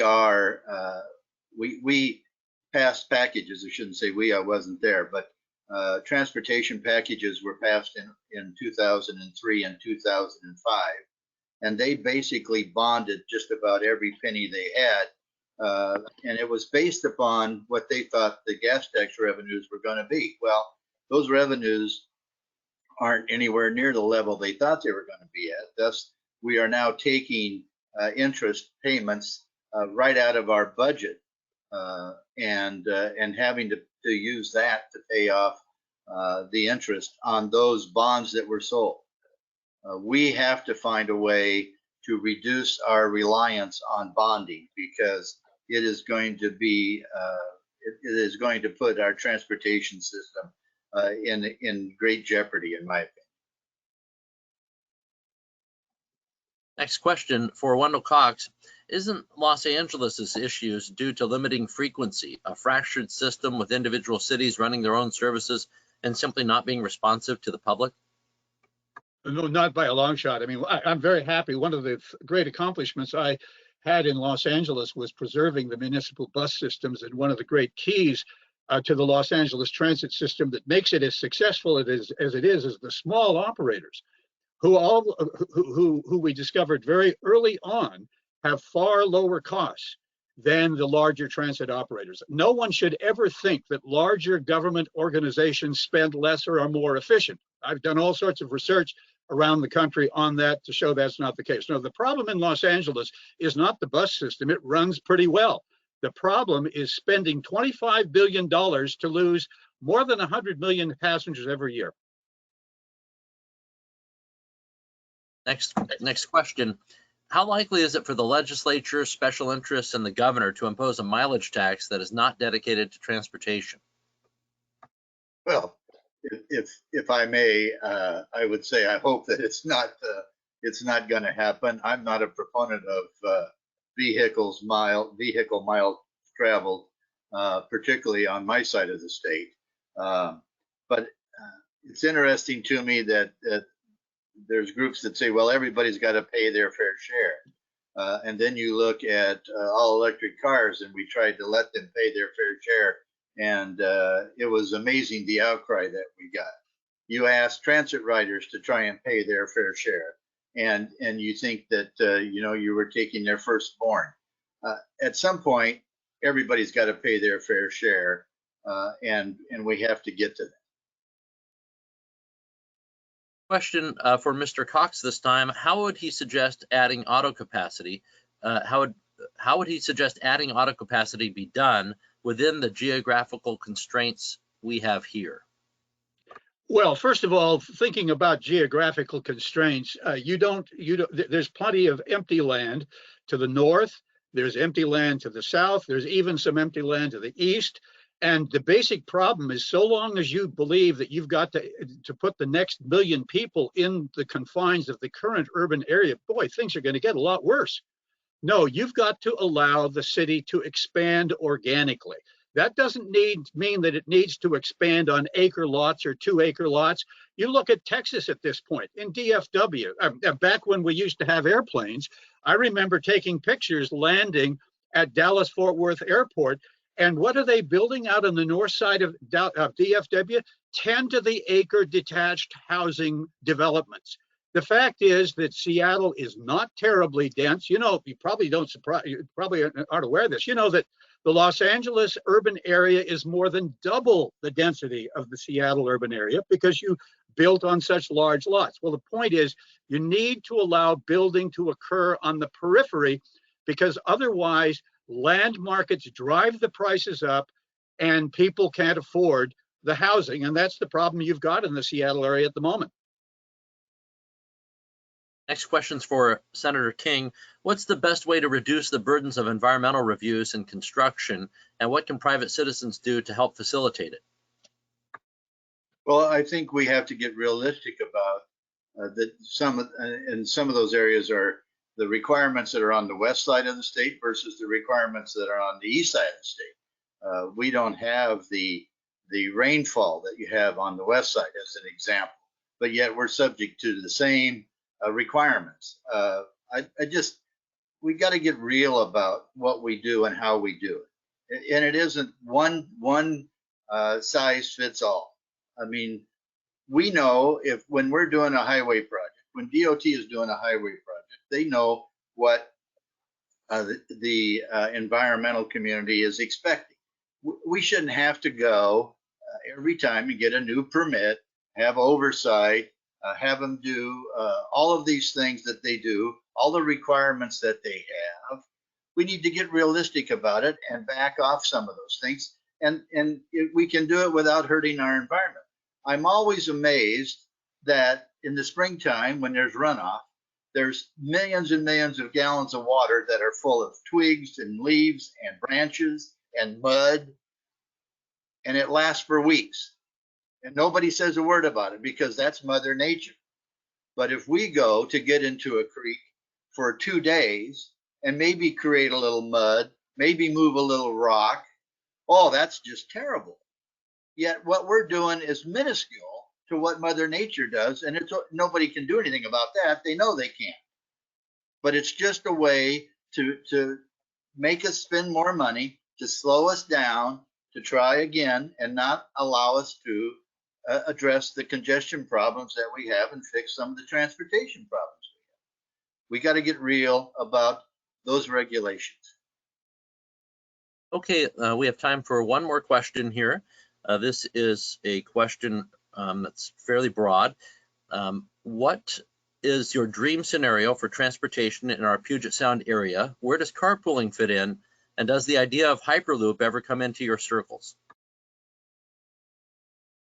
Is that for me? I think it's for everybody on that one. Okay. Well, first of all, yeah, I don't know about Hyperloop. I know you've got the proposal for high-speed rail up there, and I urge you to not do anything on it. California shows what a mess that is, and if you're not satisfied that California shows what a mess it is, look at the HS2 in the UK at the moment. The key about transportation is a means to an end. Transportation should support a better lifestyle, just like housing should support a better lifestyle. The cost of living is too high in Seattle at the moment, and it takes too long to get where you're needing to go. And the focus needs to be on improving lifestyles, not on the mode of transport and not on how many acres are developed. So, Wendell, before we get off of this, I want to say how much I appreciate your presentation today and the information that you presented. I found it very enlightening, to say the least, and I'm going to go back and review that, and I hope everybody else will, because it opens your eyes to what the propaganda that we're being fed on the other side. And I don't know about hyperlink. I just know that we have to address congestion because people want to stay in their cars and trucks.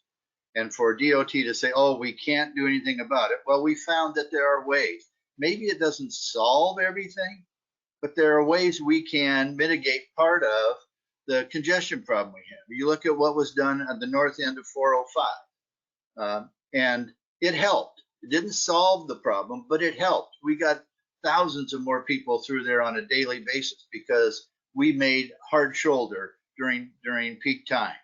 We can do that in a variety of places. We got to look at those solutions, but we can't get the Department of Transportation to do that. That's our challenge, and I think that's true around the Seattle area and everywhere else. But we got to address the problem. We need to address the problem. The people of Washington expect us to address this problem. Let me add, and by the way, Senator King, I really appreciate your discussion, and you scare the hell out of me with all due respect, with respect to what's going on in Olympia at this point. However, thinking back, it struck me that, you know, a lot of the discussion of high-speed rail and Hyperloop, the proponents mislead you by trying to suggest this is going to do something to reduce congestion. With all due respect, the congestion problem is not in Marysville, it's not in Bellingham, and it's not in Chehalis. The congestion problem is in the Seattle urban area.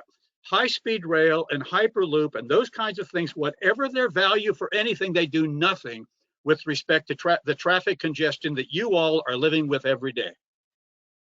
And if I might just one quickly, I'll be very quick here.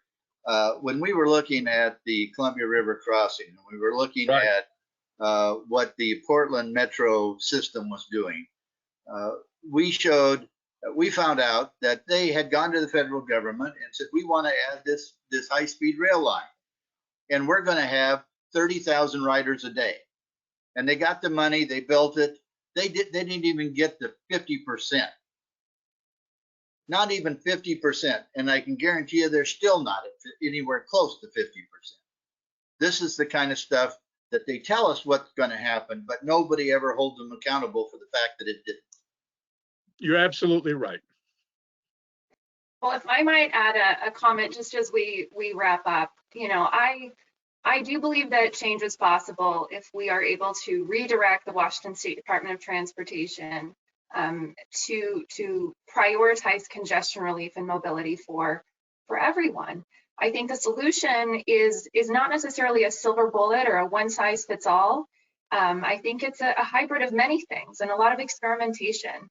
I do think that it includes maximizing capacity and relieving traffic congestion through key bottlenecks throughout our state, whether we build a tunnel underground or a freeway parallel to the existing freeways that we have.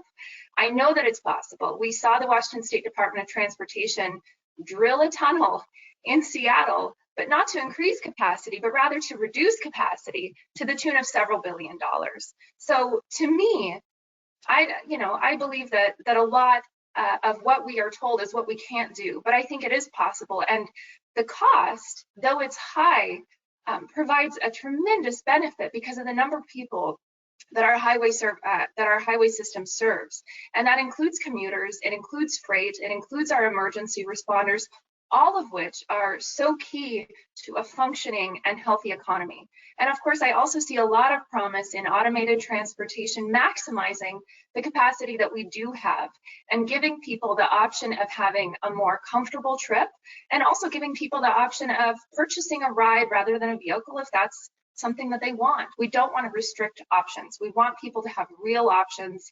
And I see a lot of promise in that, and I feel encouraged by the developments that I'm seeing in the private sector and by innovators who are repurposing technology and finding new ways to solve our problems. So with that, I want to thank both Senator King and Wendell for joining me here at Solution Summit this year. Their knowledge and passion for transportation issues is really inspiring.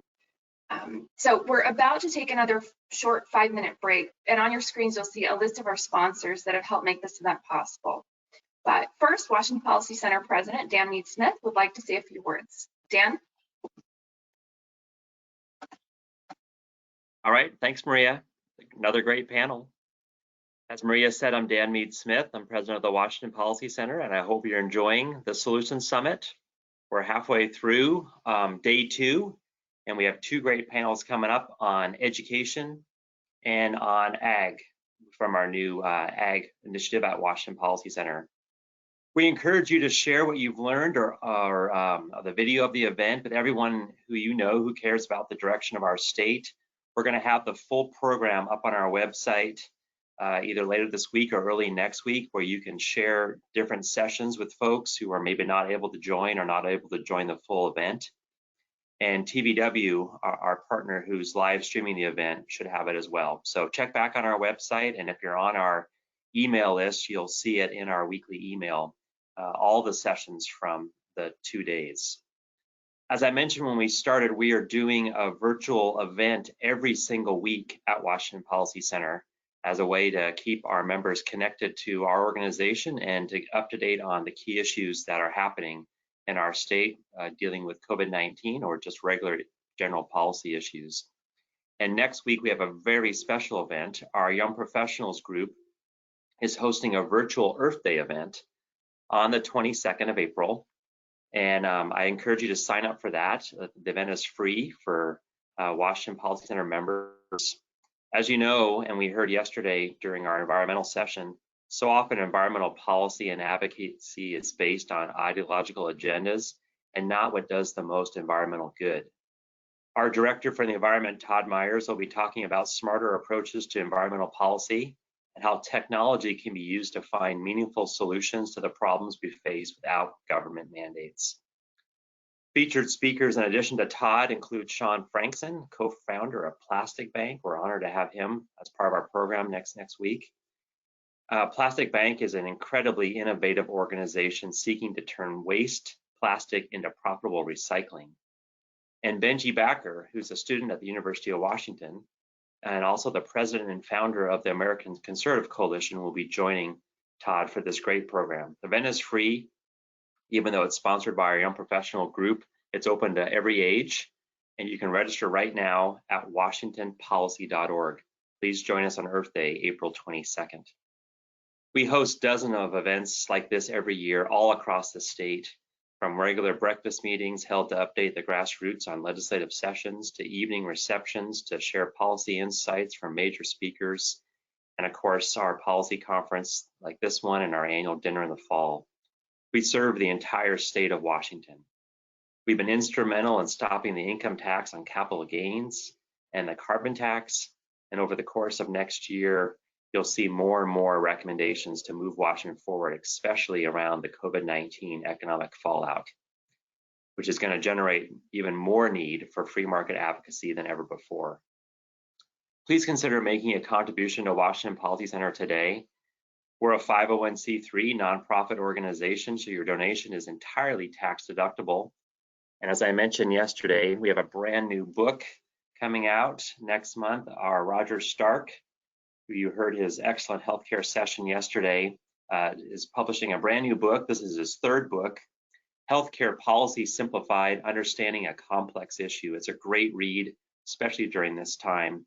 Endorsements from the book include Governor Scott Walker and also the late, great Senator Tom Coburn of Oklahoma, who both endorsed Roger's book and are featured on the back cover. As Dr. and Senator Coburn said, Roger Stark presents a strong case for less government and more patient control in our healthcare system. He provides the history that brought the country to this point of ever-rising healthcare costs. Roger discusses the various parts of our healthcare system and how they relate to the growing crisis of care. So again, join Washington Policy Center, make a contribution, and you'll receive Roger's book. I think the case for free markets and limited taxation will be needed more than ever in the year ahead, and we depend on donors like you to do our work, thousands of members like you all over the state. Please join us. Go to washingtonpolicy.org, look for the red donate ribbon on the right side of the page, and help us fight for free market solutions and keep Washington income tax free. Speaking of supporters, I want to thank again all of the sponsors of this conference, which made all of this possible over the last 2 days. Special thanks to the Associated Builders and Contractors, Assured Partners MCM, Avera, Coldwell Banker Bain, Dunn Lumber, the National Electrical Contractors Association, Trico, Wells Fargo, Bristol Myers Squibb, Merck, the Boeing Company, Dairygold, Takeda, the Ethnic Chamber of Commerce Coalition, Physicians Insurance, and American Printing. Coming up next, the second half of today's program, and first will be our panel discussion on expanding school choice programs in Washington State. We'll see you in a couple minutes.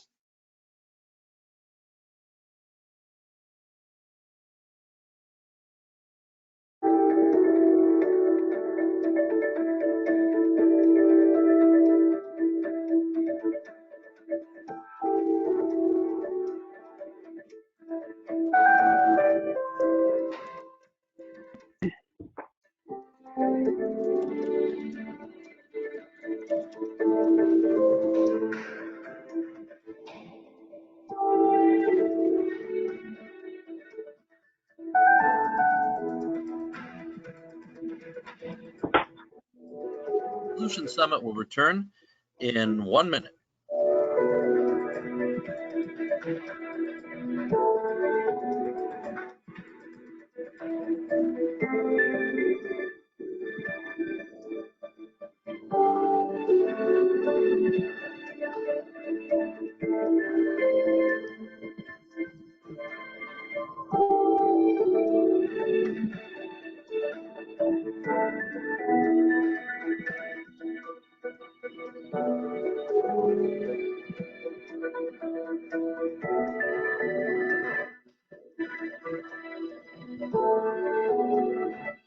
Solution Summit returns in 30 seconds.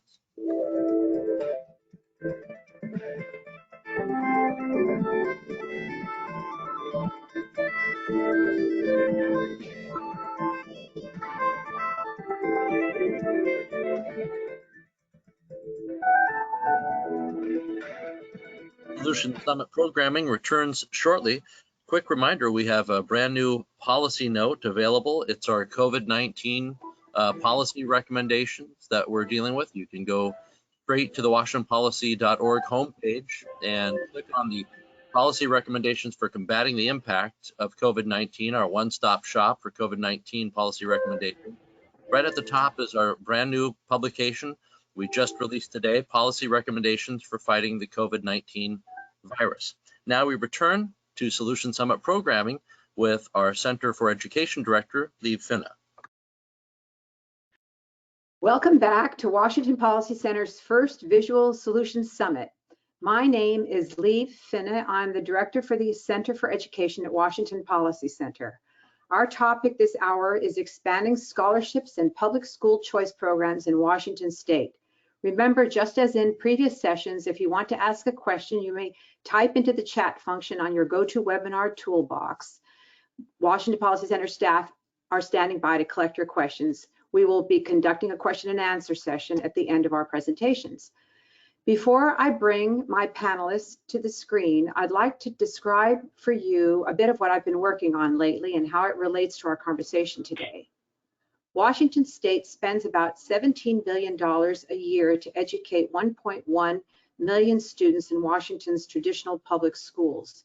There are another 100,000 students who are being homeschooled, being educated in private schools in Washington State. Until the final days of the 2020 legislative session in Olympia, the session resembled the past legislative sessions. The same school district officials, union executives, and political activist groups appeared before lawmakers in January and February, arguing for more money for the schools. The legislature refused to consider several bills that would have increased education options for parents. One of those bills was Senate Bill 5620, sponsored by Senate Minority Leader Marv Schessler, which would have provided $15,000 in scholarships to children with special needs and to foster care children. Another one of the bills the legislature did not consider was House Bill 2933, a bill sponsored by Representative Vicki Kraft. In a moment, I will introduce you to Representative Kraft so she can tell you about her bill. Then, on the last day of the session on March 12th, the governor closed the schools for 6 weeks due to coronavirus concerns. Memes immediately appeared on social media saying, "We are all homeschoolers now." Then on April 6th, the governor closed the schools for the rest of the school year. This effectively cancels 1/3 of the school year. Families are now bearing the brunt of keeping their children on track and learning, and are looking for help and options for the education of their children. We have recommended at Washington Policy Center that some of the $17 billion in education funding remaining in this school year to be spent be made available to families. We suggest that $2,000 per child be given to help families, so families who are on the front lines can buy laptops, access to the internet, private tutoring services, and whatever it is they need to educate their unique child. You can find this recommendation and other recommendations by Washington Policy staff of what to do during this COVID virus crisis. You can find them on our website. They're easy to find. With that, I'd like to welcome as my guest Representative Vicki Kraft. She was elected to represent the people of the 17th Legislative District of Washington State. Her district includes parts of Vancouver and Central Clark County. Representative Kraft is the sponsor. Here she is. Hello, Representative Kraft. We're so honored to have you join us today. Good morning. Good morning, Lee. Great to be here with you. Thank you. Representative Kraft introduced the bill she's going to tell us about. She must have had a crystal ball, I think. She brings over 20 years of experience in the private sector, working for several major companies such as Dell, Pillsbury, and Frigidaire. This experience and her own experience opening a small business has led to her strong interest in reducing regulatory burdens for job creators. Representative Kraft also believes Washington's children deserve a quality education. Her career includes several years working directly with K-12 school districts across Washington, hearing firsthand the needs of students and teachers. She is an advocate for improving student achievement and offering more opportunities for learning to families. Representative, again, thank you for sharing your time and your expertise with us here at Washington Policy Center Solutions Summit. And with this, thank you very much. I'm going to let you describe your bill, and then I'll come back and I'll have a few questions for you, and then I will describe options that other states make available, and then we'll have our question and answer session. Okay, thank you. That's great. Thank you very much, Lee, and thank you very much to the Washington Policy Center for inviting me to be with you today and to share with you today. As Lee shared in her introduction, and we are all now seeing with the transformation of our K-12 school system as a result of the coronavirus, more options are absolutely needed. I mean, there's no way that any of us can sit here today seeing what we're seeing, kids having to learn in a new format, teachers teaching in a new format, and say that, well, the old way is just fine. Clearly it's not, and there's a lot of opportunity that we can seize in this moment. I introduced House Bill 2933 this session specifically to really provide more choice, and it is effectively an education scholarship, it's an education choice scholarship program, so similar to ESAs in other states, but effectively what the bill would do is set aside the funding amount that would normally follow a student to a public school. It would set it aside in an education choice scholarship account for that student so that their parent could then say, you know what, my child learns better in this type of environment. Maybe it's a private school. Maybe it's home-based instruction. That's what this bill specifically addresses, is non-public school formats. And so it gives them real choice to look at other formats that may actually be better for their student, their child, to learn in. And so with that, you know, as we look at this option and the opportunity, there's a lot of things to consider. Certainly, as I mentioned and Leave mentioned, we're in a new environment because we've been forced to be with the coronavirus as far as how education is happening. That's one consideration. Online learning is a great tool, and there's many private schools that provide online learning. But also, if you stop and think about, there are bills that have run in Olympia, especially in the last couple of years, that really were challenging for parents in the sense that they felt their rights as far as what they wanted their children to be taught or not to be taught. Their voice was not being heard and listened to by educators and those in Olympia. And because of that, I talked to many, many parents who said, I will pull my child out of public education because I am concerned they're not focusing on the basics of education, the things that are critical for my student to learn, my child to learn, to be successful in the future. And, you know, as we look at that, the parents, these are parents' children. It is ultimately, in my opinion, should be their choice as to how their children learn. They know their children best. They know what learning styles work for them. All children are not cookie cutter, as we know. Obviously, it always amazes me, you know, you see children, they're born and raised in the same household, yet each of them is so unique. They're created very differently, and they have special gifts, talents, and because of that, they're not cookie cutter.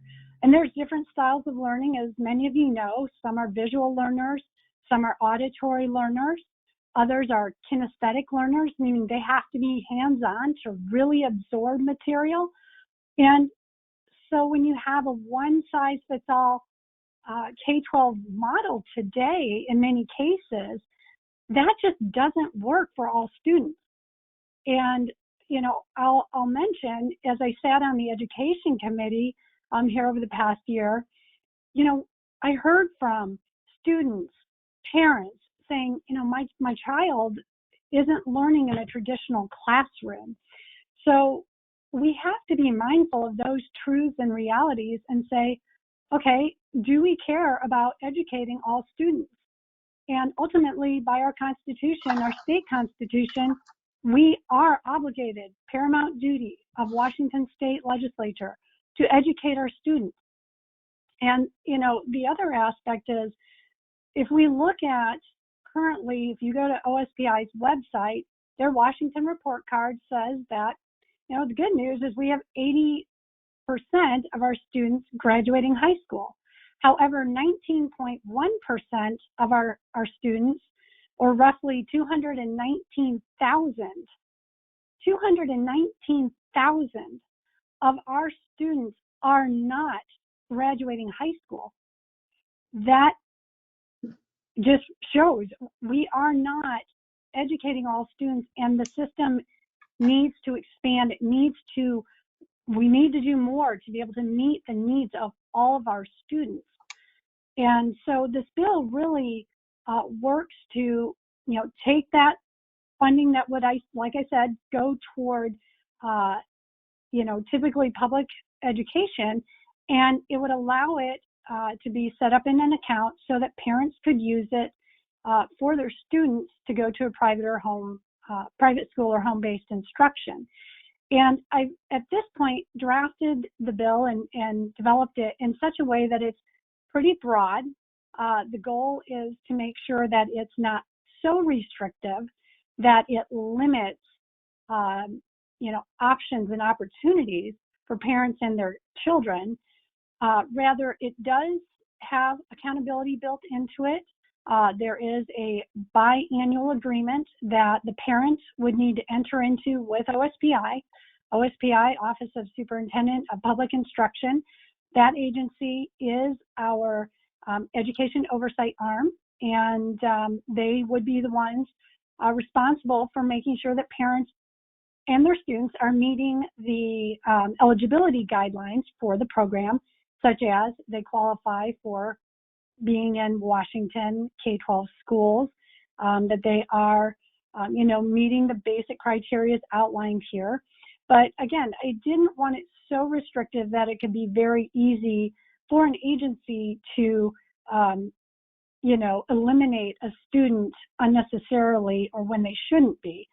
And the other aspect in trying to create that true accountability model with the program, OSBI is designated as, the education oversight, as I just mentioned, to make sure that parents and students are abiding by those requirements. Then separately, the bill is drafted so that the treasurer, our state treasurer, would be the one actually implementing the funds and getting those to the parents. And that's still up for discussion as to how exactly that implementation would work. I have had some conversation with our state treasurer's office, preliminary at this stage since the bill did not get a hearing this year. But, there are different state models using debit cards. Also, potentially you could write a check if that were needed. Some of the things that in the bill these funds would be able to be used for are things like tuition, fees, textbooks, assessments, national standardized assessments, college placement assessments, advanced placement assessments, career and technical education, tuition. So there's, some flexibility, also uniforms. It would not include funding to be used for things like transportation, also things like computer, technology purchases by the parent for the student, or classroom supplies. So it is, drafted in such a way that it is focused very much on the education aspect and not the peripherals, if you will. The other thing I will mention, as I, looked at drafting this bill, and I've had this on my mind to do something like this for a while. There's a few other things that, really drove my reason for wanting to introduce the bill. One of those was back in 2016, as I was first running for this office and getting to meet different teachers in Washington State at on a different level. I would ask them, and it didn't matter who, what teacher it was, it didn't matter what their flavor, if you will, politically, but I would always ask them, if I'm elected as a legislator, what are the top 3 gaps that you would want me to help you close as an educator so that I can help you be most effective in teaching students? And you say, well, Representative Kraft, why are you bringing that up in a discussion about school choice? I will tell you exactly why. The top 3 answers I most consistently heard were they wanted help in closing gaps around getting more parent involvement. Well, let's look at school choice. Private schools, home-based instruction, very, very highly parent involved. So that is something that is very much more innately built in to school choice, is that parent involvement. And we see that at different levels, even with public charter schools, frankly, I've seen that. Also, I would hear from teachers, classroom management with behavior disruptions, kids that, we would all say are just our normal good kids. They, just go off to school from regular homes per se. And then certainly there are some that have more disabilities, behavioral challenges that might inadvertently prompt them to act out. And as many of us have heard, over the last year or two in Washington State, I have talked with teachers, even just this past session, about the reality that we're getting kids younger and younger in classrooms that are acting out, hitting teachers, biting teachers, throwing chairs at teachers. I know that there's reality with this in Oregon also. Their teachers have talked about these realities in the classroom. And then the other thing I would hear pretty frequently is the fact that there's too many assessments required in the public school system. So teachers literally would tell me, I feel like I'm teaching mostly so they can test. it's hard to be able to teach to each student with their unique needs, to know that each one of them is really getting the material I'm teaching. And effectively, they felt like they were more, instead of a education teacher, which is what they were hired for and trained for, now they were truly becoming assessment managers, administrative managers with reports, grades, turning those in. And so how could these things not impact student learning? And I share that just because, this is not a, this is just a reality. Teachers have things that they're dealing with in that environment as public educators, and it translates out to how some students learn or don't learn. So again, this bill really is intended to open up these opportunities for our students, for our kids, so that we can get to that 100% mark. We shouldn't be, thinking that, 80% is good, but it's not where we need to be. So this hopefully expands those opportunities so we can reach and educate all students regardless of their learning style, and create a more personalized learning, or what I called customized learning. I will give a quick shout out. There was actually a bill this year that ran. It's House Bill 1674, and Representative Rood ran that. And it's regarding personalized learning. And I've had conversations with him about this, because I do feel like when we open up school choice and these options, we are effectively creating more personalized learning environments. And that should be something we all embrace, whether whether it's a parent or a student or a teacher or a school administrator. The real question is, do we want all Washington kids to succeed? And I have to believe the answer to that is yes. And therefore, the school choice, I truly believe, because we're seeing it in other states, will help all our students succeed. I'll pause. No, Vicki, that is great. Let's talk about personalized learning a little bit more. That is such a great presentation. All of a sudden, we have personalized learning, don't we, across the state? Because we do. All of a sudden, parents are helping children keep track of their online packets, whatever they're receiving from their districts. And so by virtue of this coronavirus, all of a sudden everyone is delivering a personalized learning program to children, and it's parents that are at the heart of it. And so this notion of giving parents control over it, let's talk about what that looks like a little more. You're talking about giving parents an account, a scholarship account with something like $11,000 to $13,000, the amount that the state provides to educate the child, so that the parent can decide where to spend that money. Is that right? That is correct. And a couple of things. This bill in particular does focus on private schools and home-based instruction. So this bill particular does not include things like charter schools or magnet schools at this point. And yes, it does include, for the per student amount, I know, as you mentioned, it depending on who you talk to, it's around 12 to 13,000, I think, 11-ish.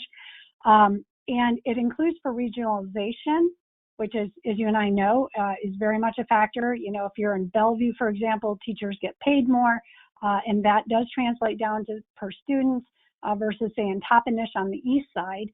And the one thing it does not include at this time did not include categorical funding. So special needs funding, TPIB, or what we used to call, English as a second language, and highly gifted. So those are points that certainly could be looked at moving ahead.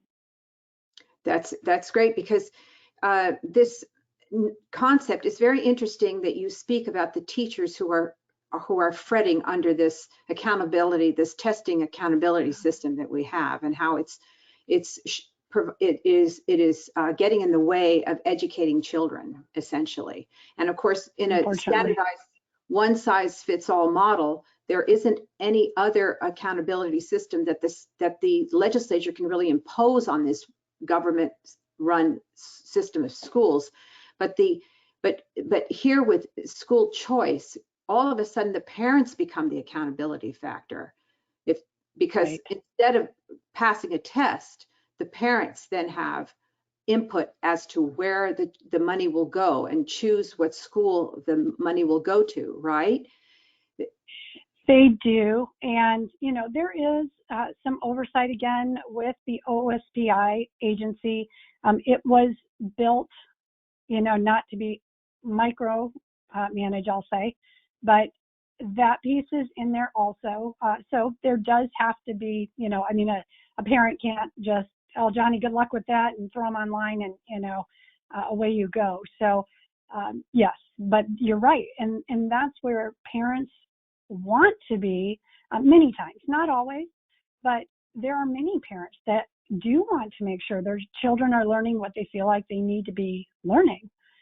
And that doesn't always, you know, right now, that's not always the case.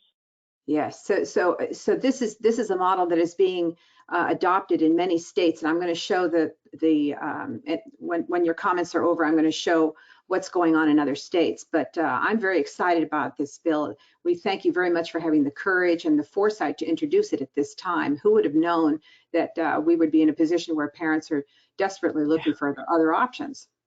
And now they're all involved with the education of their children, and we recognize that with all the schools closed and delivering only some online instruction, parents are really needing other options. Yes. Thank you. It's a great opportunity. It is a great opportunity. We're very pleased to be able to let people know about your bill. We hope it can be introduced next year and people can talk about it and add to it. Thank you so much, Lee. Thank you and the Washington Policy Center for the work you're doing. Really appreciate you. Well, I will speak for a few minutes and then we'll have you back on with questions and answers, okay? Okay. Sounds great. Thanks. Thank you. Okay, I'm going to turn to, here we go. Here I am getting to my comments here. Apologies. This is a difficult format for me. I'm not used to doing this. Okay, so here we have Representative Kraft. She has recognized that there are other possibilities of educational models that we can adopt in a situation like this, so we're better prepared for emergencies. It shouldn't take a pandemic to recognize that a one-size-fits-all system isn't going to deliver the best results for every student. It's obvious that Representative Kraft's bill serves the end goal of public education. We often lose track of that the goal of public education is to have an educated public, and there are many ways to accomplish this goal. Family choice is an approach that allows parents to choose the best education option available, whether operated by the government or by private organizations. Parents, not government officials, have the moral right to direct the education of their children. Washington State does recognize the principle of family choice, but unfortunately strictly limits the number of choices typically offered families. Washington does allow families to choose an online school, but space is limited and it is heavily regulated. As a result, only a small number of students attend an online school, about 10,000 students in a system of 1.1 million students. Expanding online options in education is an obvious first step to better able respond to emergencies like the COVID-19 virus. Another limited school choice allowed to parents in Washington State are public charter schools. In a system of over 2,200 traditional schools, Washington has only 9 public charter schools. Charter schools serve only 3,000 students, a tiny fraction of the state's 1.1 million student population. Washington should expand access to public charter schools and give them equal funding. These schools have demonstrated they are more nimble and flexible and able to respond to emergencies like the virus. Many public charter schools immediately went to online instruction when the governor closed the schools, as did Washington's private schools. By contrast, the traditional school system was not prepared to deliver online instruction. At first, the state superintendent prohibited districts from providing it. Think about that. They closed the schools and then banned online instruction. They were more concerned with ideology than education. After much confusion and a 2-week delay, and only after the U.S. Department of Education weighed in to correct the error, did the state superintendent direct districts to do the best they can to deliver online instruction.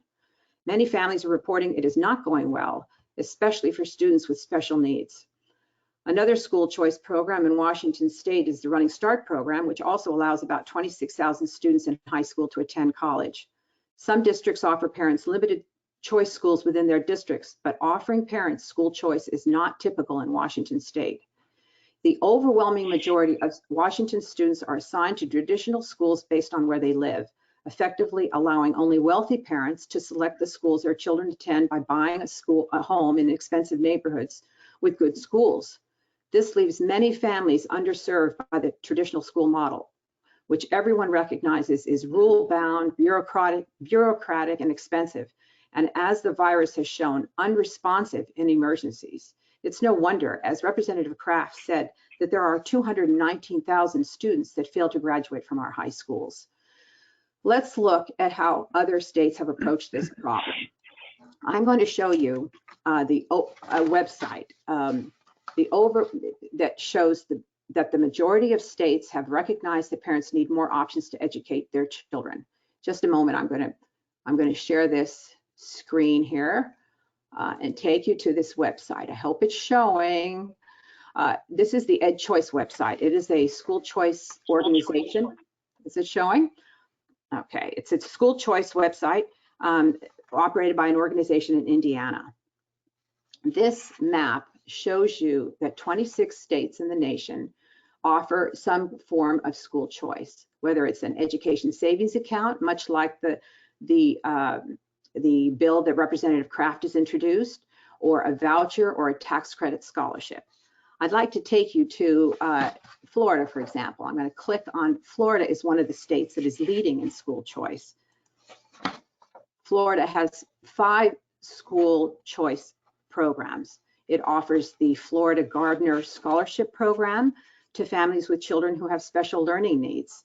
That program now serves over 13,000 children. This is the Education Savings Program that is like Representative Kraft's bill, but it's targeted. Representative Kraft's bill is universal. It would be for everyone. There's also the Florida John McKay Scholarship Program that serves also for students with special needs. That serves 28,900 students right now. There's the Florida Family Empowerment Scholarship Program, which offers a private school voucher for students from low and middle income families, now serving 9,000 students. Then there is the Florida Family, then there's the Florida Tax Credit Scholarship Program there on the right. That was launched in 2001. It's the largest program in the state, and it gives 108,000 students a maximum scholarship of $9,000 to attend private school. And then finally, the new Hope Scholarship Program it funds private school scholarships for students who have been victims of bullying. Think of all this creative effort in identifying groups of students who are poorly served by the one-size-fits-all system to give them options in the private schools. These are just, now I'm going to go back. I hope this goes back like it should to the map. You'll see, here's this map again. If you add up all the numbers and all the programs in these 26 states, the District of Columbia and Puerto Rico, you will find there are 66 school choice programs across the country, and they're serving over 1.3 million children. This is a huge benefit for the children and the families that these states are helping. This also shows that school choice is popular with families and with the broader public. A July 2019 poll finds that 78% of Americans support school choice. And also that poll found that more than 3 out of 4 Americans think parents should be able to decide which public school their child attends. The poll also reveals that 58% of Americans support allowing parents to use tax dollars to pay for charter or private school tuition if the local public school is unsafe or failing to educate students. Washington Policy Center also conducted a poll recently. It showed that broad majorities of Democrats, Republicans, and independents alike support giving families with special needs children an education savings account so they can purchase specialized education services from private tutors and private schools.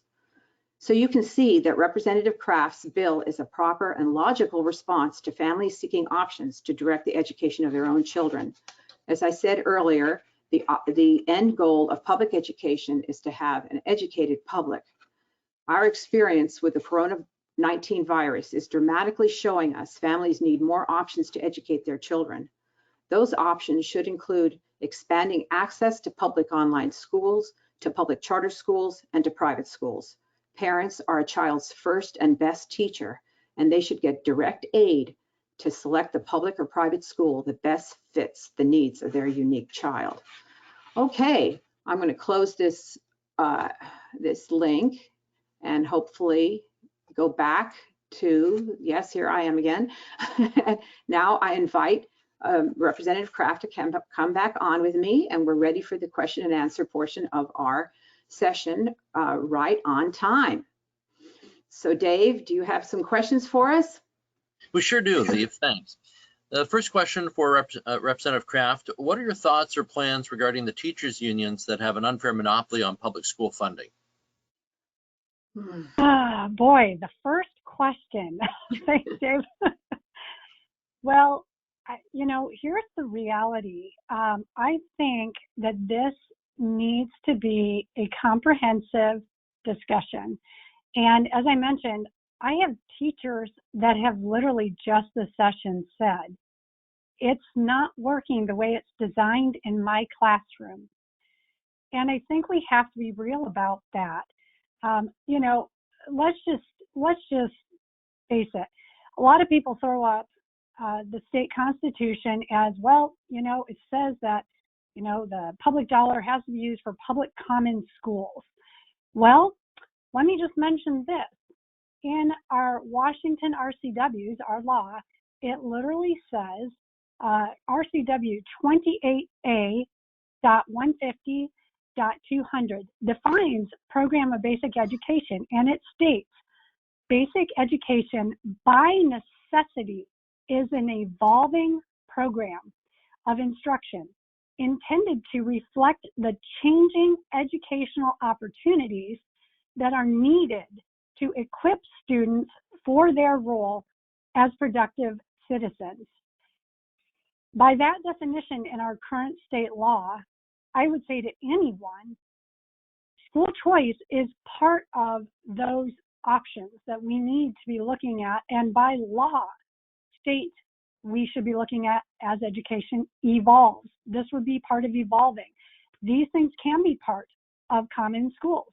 And there, you know, as I've had some discussion, I'll pause with this after, there's a couple thoughts. One, yes, you know, as the bill is drafted, we can take public dollars and move them straight into an educational account for private home-based instruction. There are options that, as Lieve mentioned, there are tax credit scholarships that in theory would allow, the way they work is, you know, business or parents, people can donate into a specific account, sometimes run by nonprofits, and then designated and managed out that way. You know, I'm not a lawyer, but, you know, in theory, that might not then be true public dollars. So, you know, the bottom line is we have to get back to, Dave, your question. Do we, including unions, I know teachers care, but does everybody involved care about the educational outcomes and learning of all our students? If the answer is yes, then we must look at school choice. Next question for both of you. As we all know, teaching is very hard work. Are we concerned at all that some parents, while they may very much want to, are just not equipped for this very difficult job? I'll offer a quick comment, and then we would love your thoughts. I do know, you know, I know homeschool parents. Many are not teachers by background. They are raising successful students.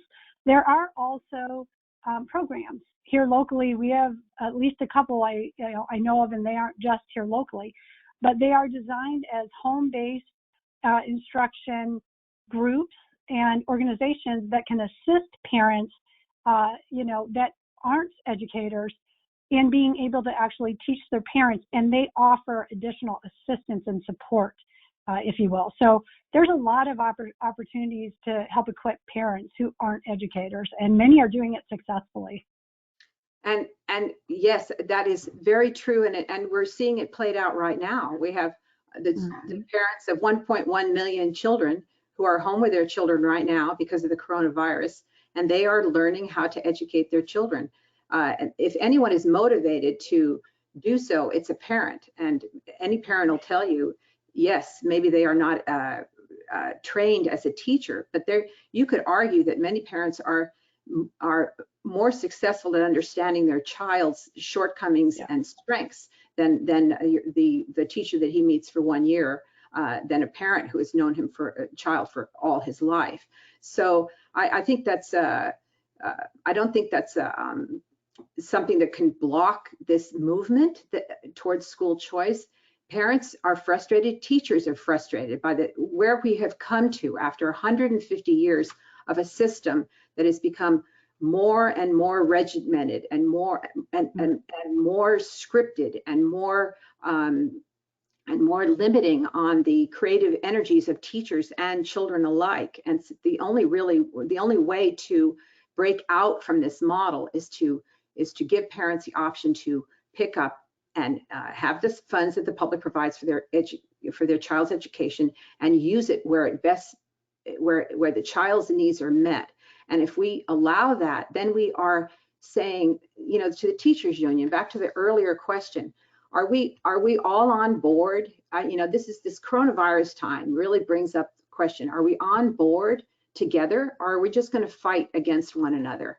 Are we trying to educate? Are we trying to get those, 219,000 students to graduate high school? Or are we going to block opportunities to help families get the programs they need? I mean, is the union really going to stand up and say, no, we're going to deny parents the option to put their child in a private vocational school, let's say, or take their special needs child and put them in a school that meets their their problems with dyslexia? You're really going to stand in the way of helping parents provide their children what they know they need? That's just not what the Constitution requires of all of us, and we certainly shouldn't allow a special interest group to block these kinds of opportunities for families.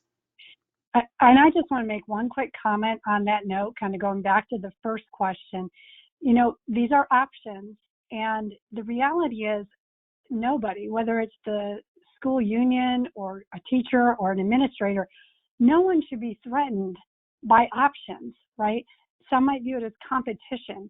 I would not, and I would argue, back to the trying to make sure we are getting those 219,000 students, 100% of our students educated and graduated. We need to make sure that we're sharing best practices. I have said this for a long time, and I know it's happening in some venues, but realistically, different models can learn from one another. So whether it's even public to private or home-based, right? Those are the things that should be happening. Everybody should be getting better and raise the bar in Washington for all our students through this. I couldn't have said it better, Representative Kraft. I think that's a great comment to end on. We're at the end of our time. I can't believe the hour went so quickly. Thank you so much for joining us. Thank you. And for introducing your bill, and I wish you the best with that bill going forward. Thank you again. Thank you so much, Lee. Thank you. Okay. We are about to take our last 5-minute break, during which we will recognize our sponsors who have made it possible for us to hold this event. Then we'll come back with our final panel of the day, which explores the urban-rural divide over knowing where your food comes from and why it's important. Then Washington Policy Center President Daniel Meade Smith will make a special announcement about 2 of our confirmed speakers for our annual dinner events in Bellevue and Washington this September and October. Thank you.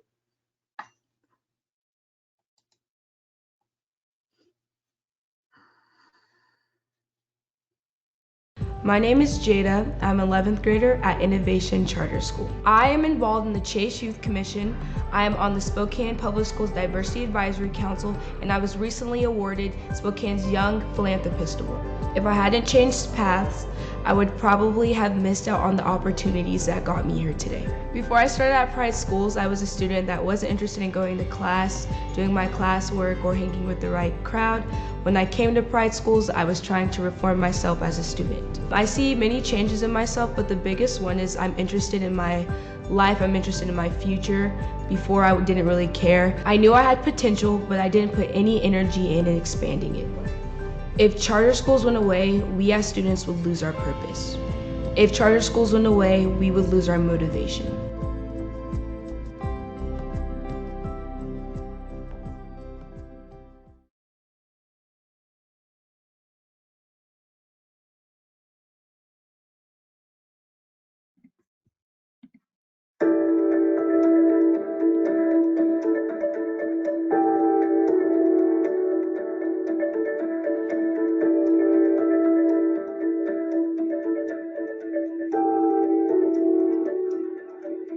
Solution Summit programming will return in 2 minutes.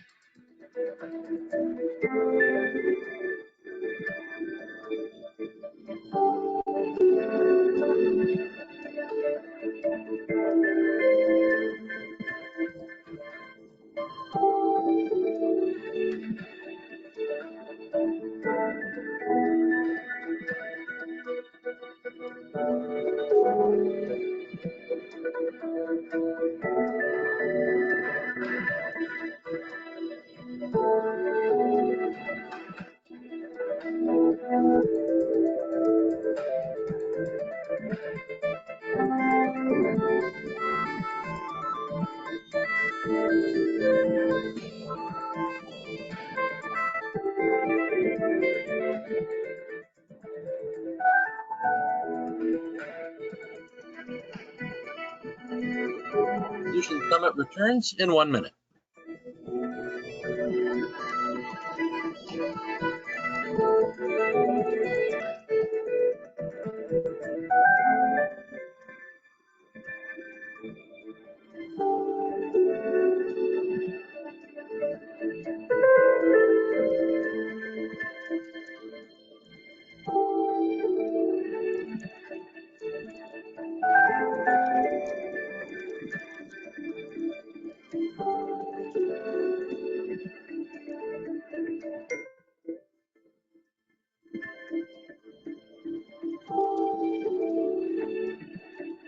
Solution Summit programming will return in about 30 seconds. We just published, Washington Policy Center just published a brand new publication today. You can find it by going to the one-stop shop page for WPC policy recommendations for combating the impact of COVID-19. The policy note is policy recommendations for fighting the COVID-19 virus. Just click on the one-stop page and you'll see that right at the top in the policy note. We'll return to Solution Summit programming here with Pam Lewison, the director of our initiative on agriculture.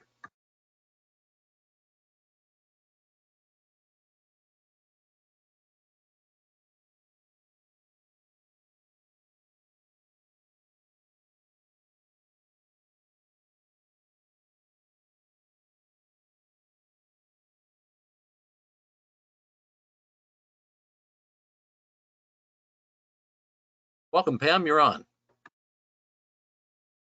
Welcome back to the final panel of WPC's first ever virtual solutions summit. We hope you've learned a lot and the conversations so far have opened your eyes to new ways of doing things and new possibilities for the state. My name is Pam Lewison. I'm the director for the Washington Policy Center Initiative on Agriculture. I spent 10 years as a journalist and a lifetime on my family farm. Today's topic is common in agriculture circles, but less common everywhere else. It's bridging the urban-rural divide, essentially helping people understand where their food comes from and how it gets here. Why does it matter? Agriculture employs more people than Boeing and Microsoft combined, and it makes up about 13% of the state's economy, maybe a lot more the way things are going right now. So why are so many folks on the east side so concerned about this issue, but so few on the west side? because agriculture and farming dominate the lifestyles of Eastern Washington. If you don't farm, you have family who do. It's familiar. You can't drive from one town to the next without seeing it. But on the west side, it's easy to avoid farming. And the most populated areas, you're unlikely to see too many working farms outside of special events or festivals. Yet, it is those population areas that call the policy shots. It is essential for agricultural and farming interests to do better at bridging the knowledge gap. And it's essential that people without those interests bridge the gap too, but they may not know it. Because we need each other. Not everybody farms, but everybody eats. And bad agricultural policy can make the difference between farming and closing a farm. So please don't forget that this panel is open for questions anytime. Just submit your questions via the GoToWebinar chat function off to the side of your screen. And the WPC staff will be collecting those questions for the Q&A session toward the latter half of the hour. If we're not able to answer your questions during the discussion, I'll follow up with you via email after the Solutions Summit concludes. But before I get to my remarks on this, I want to speak briefly about the work I've been doing most recently. Like my colleagues, I've been proposing common sense solutions to the most pressing problems facing us all in the midst of the COVID-19 crisis. With agriculture being deemed critical infrastructure, farms, dairies, and ranches are tasked with continuing to try to produce food and fiber during this difficult time. My recent efforts have included advocating for agriculture to continue to function unhampered during this time, following the changes in commodity prices and tracking the concerns for farm workers. Beyond COVID-related concerns, there are plenty of other topics in farm country, including water access and use, wildfire management and control, and much more. You can find my research on these topics and more on our website at washingtonpolicy.org. Now I'd like to welcome to your screens my guest and friend, Dr. Paige Pratt. Dr. Pratt has an infectious passion for agriculture. Her background is in family farming, and her education is in animal science and educational leadership from Kansas State University, with her PhD in animal science from Texas Tech. Welcome, Paige. Thank you, Pam. I am so excited to be here this morning with you. As I work to share my screen, I think that one of the most important things that Pam said during her discussion was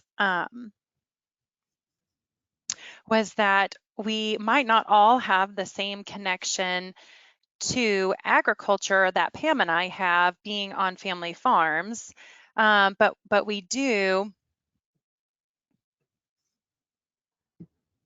Let's see here, but we do have a connection to food just simply based on the fact that we all eat, right? We all eat food 3 times a day.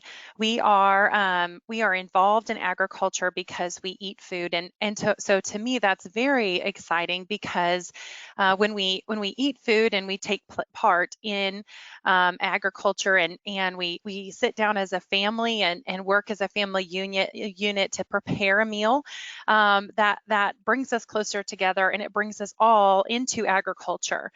So if you're sitting here and you're trying to decide, is this the point where I'm going to mute this presentation and get on to something else that maybe is more pressing to my day, I urge you, please don't mute at this point.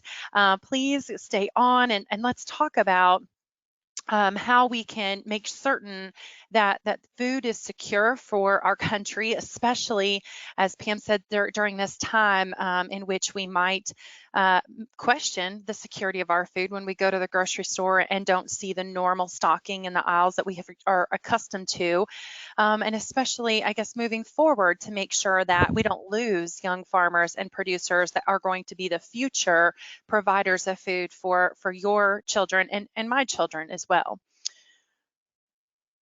So I guess I wanted to start the conversation out by maybe providing you with some information on agriculture across the state of Washington. Now, I may not live in Washington, but I certainly have been there a couple of times, and so I'm really excited to talk with you about your agriculture and talk with you about how how you might be able to play a part in finding solutions to be able to make certain that agriculture is successful in the future. So agriculture, as you know it, in Washington, there are 35,700 farms operating on nearly 15 million acres. The awesome part about that is if you don't know what an acre is, it's about the size of a football field. So if you think about nearly 15 million football fields out there full of agricultural enterprises that are trying to provide food, fiber, and fuel for every not only American, but every person globally, it's really exciting that you all are such a large part of that effort. The average age of the farmer in Washington state is nearly 59 years old. And Pam and I are doing our part to be able to lessen that age group and that age gap in terms of trying to make farmers younger, because quite frankly, the younger farmers are the future of our food security. And so that's one thing as we talk about this, I want you to think about ways in which we can make certain that we have a future farming operation, especially family farms that continue on to the future, that we're able to diversify or expand without heavy regulations so that young people can get involved in the farm and it can remain profitable. And we'll talk profitability here in a minute because it is a great piece of this puzzle. 20% of all Washington farmers are females, which is really exciting that that number continues to grow. There are over 300 crop commodities grown in Washington, and you all are #1 in a variety of different crops, which is really exciting. And certainly, I know you'll be familiar with some of these. You lead the nation in raspberries, hops, that's always good, right? Apples, sweet cherries, pears, Concord grapes, and spearmint and peppermint oils. And you're only second to Alaska in fish and shellfish. And so you have a huge commodity base of different commodities that you grow in Washington, and a lot of different opportunities for young people to be involved in agriculture and different commodities that allow them to be diversified in their operations. Agriculture supports 164,000 jobs, and this ties into $20.1 billion in revenue for your state. 20.1 billion with the B. Second only to aerospace, agriculture is one of the most profitable industries, one of the most economically relevant industries in your state. And so I want you to realize that as it allows for your economy in the state to be able to do the things that it needs to be able to do, it's very, very important. They lead above military and maritime. They're above technology even.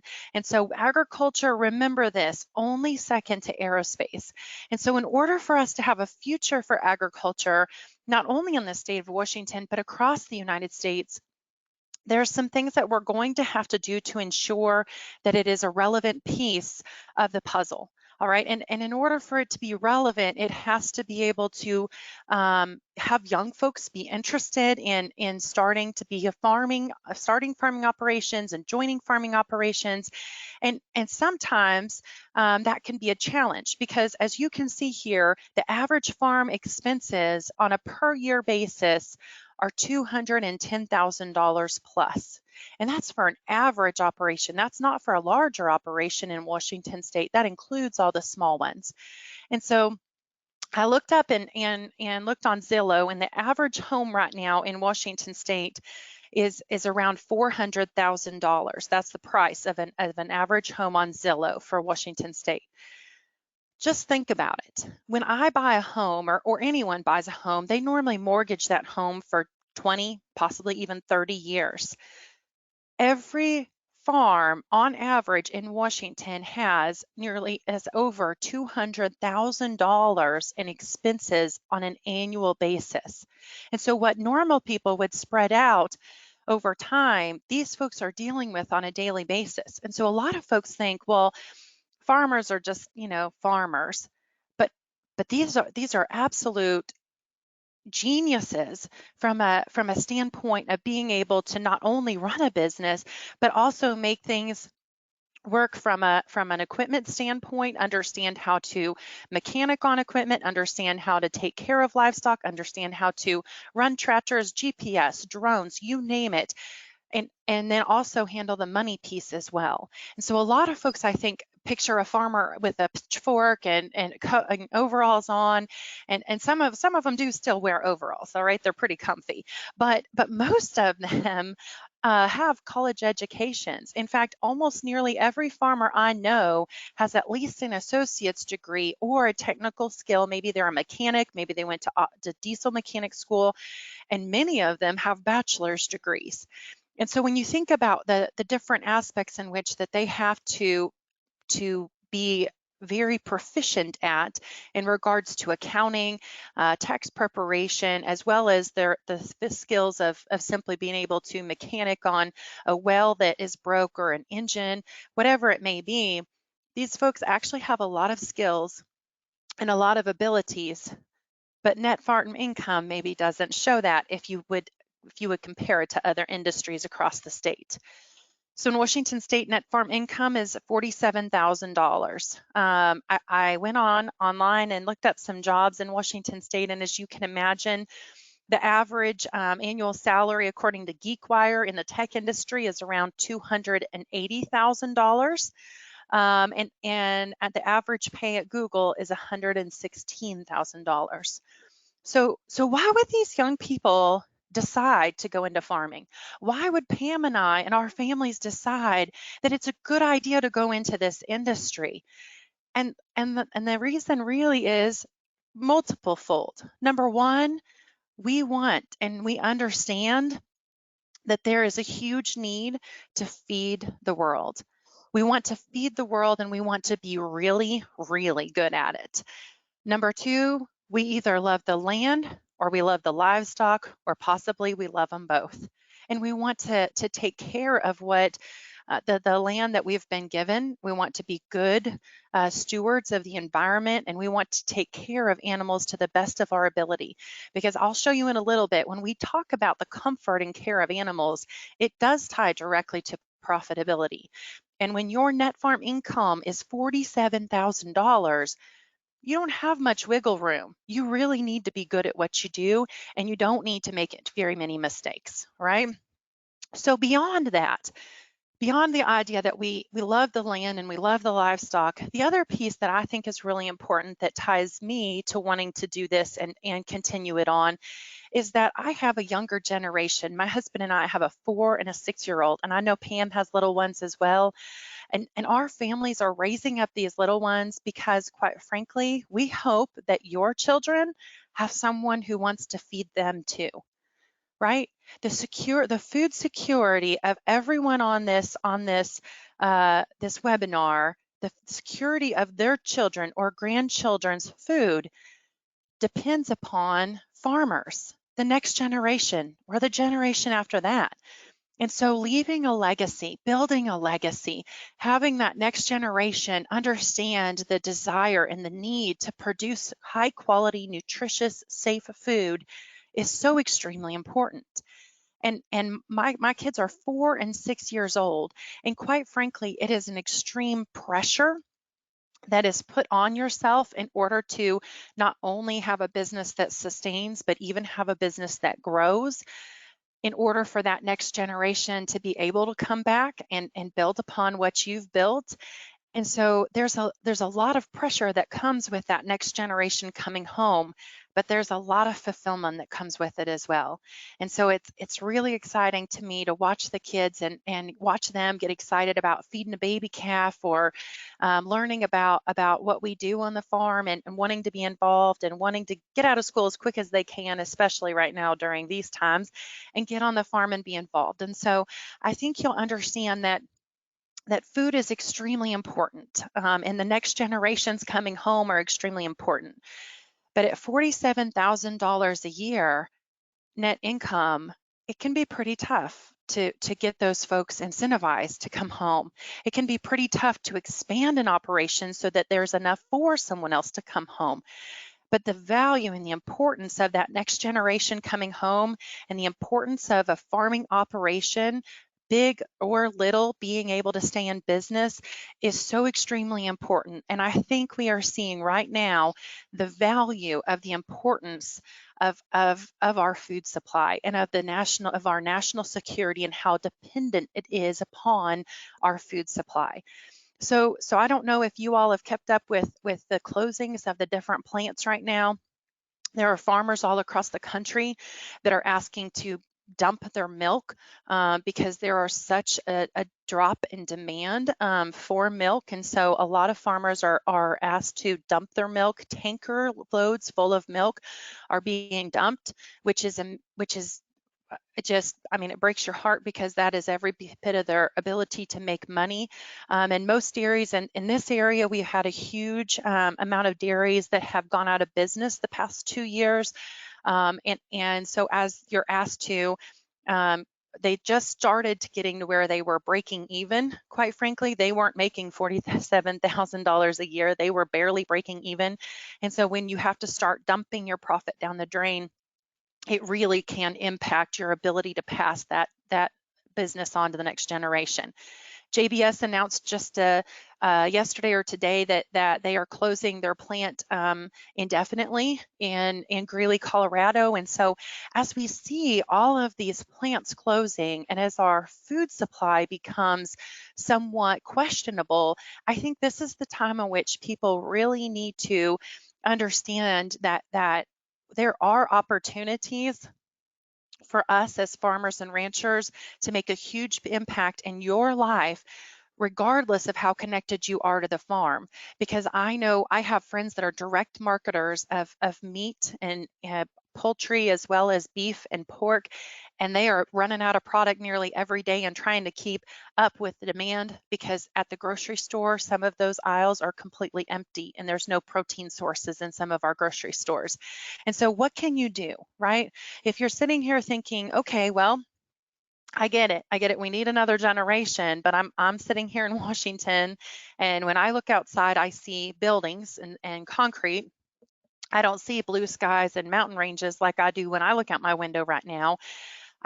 How can I help, right? So that's what I hope I've brought you to, is how can I help? So I'm going to talk about some of those solutions to making certain that that next generation can farm. And even when we see pandemics happening, even when we see our country in crisis, we know that our food is secure. So the first thing you can do is support pro-agriculture legislation. Even if you aren't a farmer, help us out, all right? Especially those of you that live in districts that have legislators with no farmers in their district. When I go to Richmond, because I live here in Virginia, and I go to our Capitol and I visit with our legislators, when I visit with an urban legislator, most of the time they'll say to me, well, that's great, but I don't have any farmers in my district because we neighbor up to DC. They don't have any farmers in their district. They feel no connection to agriculture whatsoever, but they should, right? We've talked about this. They should. They're connected at least 3 times a day when they sit down to eat a meal. And so some simple things that you can do is get involved in some pro-ag legislation. Friend Pam on Facebook, go and work with different media or different social media outlets that allow you to keep up to date on things that might be helping your local farmers. One of those this year was Senate Bill 6382. And 6382 gave grace to smaller processing facilities to provide local meat and poultry directly to consumers in a storefront setting rather than a contracted facility. It also provided grant funding for those smaller processing facilities. And so when I talked about my friends who are a storefront in Main Street, and they're busier than they could have ever been, how important is it for us to make sure that they have processing facilities at their disposal to be able to utilize so they can have fresh product? It's extremely important. And sometimes smaller facilities cannot meet every single regulation you place on a larger facility because they have smaller numbers going through, they have lower margins, and they just simply cannot do it. Now, don't get me wrong. The importance of food safety is number one for everyone involved in providing food for this country. I'm not talking about whether you're going to live or die if you eat something that they've processed, but there are other pieces of processing that are really heavily regulated that would allow a smaller processor, if we gave them some grace, it would allow them to be able to thrive and survive. The other one just recently introduced in Washington State is House Bill 2712. This one allowed for a pilot program to be set up for 50 micro businesses to direct sale and cater through their home kitchens rather than through commercial kitchens.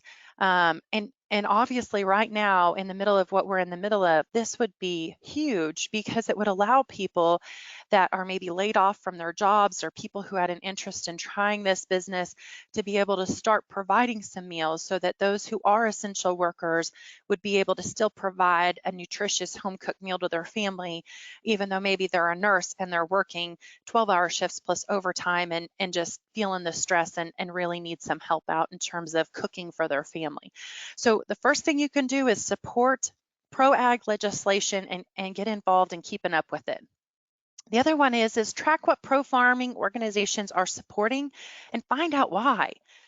Why are we supporting a piece of legislation that's come forward? One of those that, and quite frankly, you might not understand. One of those that I'm talking about is Senate Bill 5349.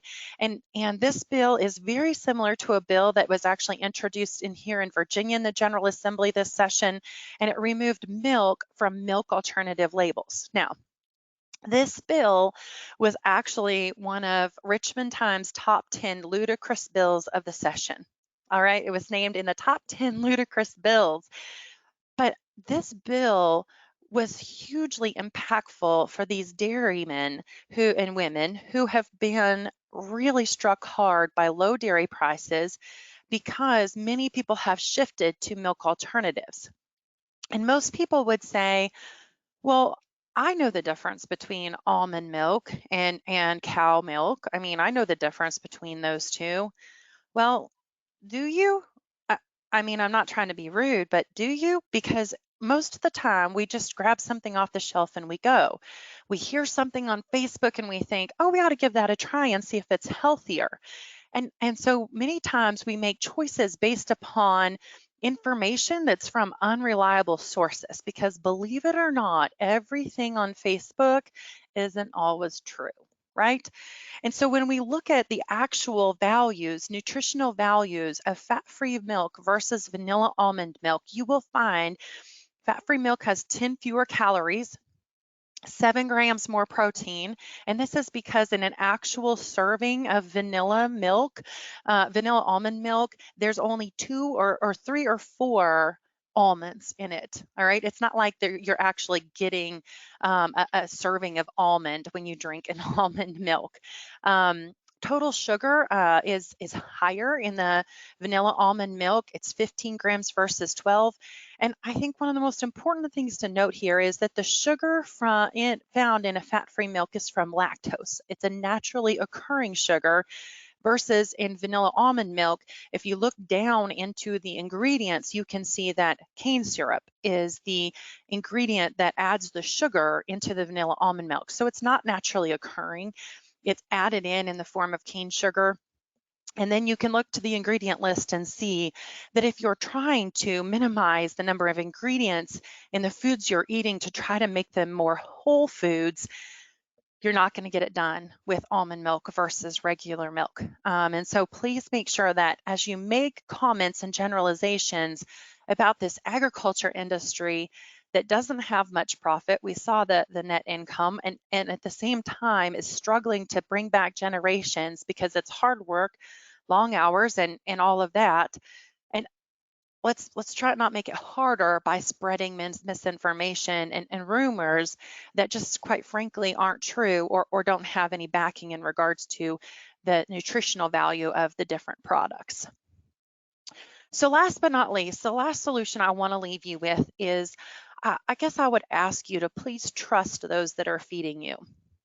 Pam and I are part of the farming community and the ranching community, and we are very blessed to be a part of that community. There's no place else I'd rather raise my kids than on the farm. And my husband and I intend to farm as long as we possibly can. And so I hope that when you hear things and as you analyze whether they're true or not, or whether someone might have provided misinformation, even if it does come from Facebook, that maybe you will think about the other side of the story. All right. And with this, I will share with you a piece of legislation that's really kind of been hot in multiple states across the nation, including Washington, and it's one that regards laws on the shelter of animals. So many laws, and they're all different across the United States, but the majority of them contain a piece that tells you when it hits a certain degrees Fahrenheit, you need to bring your animals inside, that those animals cannot stay outside. They cannot be on a leash outside. They cannot be, they have to have some sort of shelter. Now, I know Washington State well enough to know that a popular pet there is the husky, right? And a lot of people have huskies as their pets and they love them and enjoy them.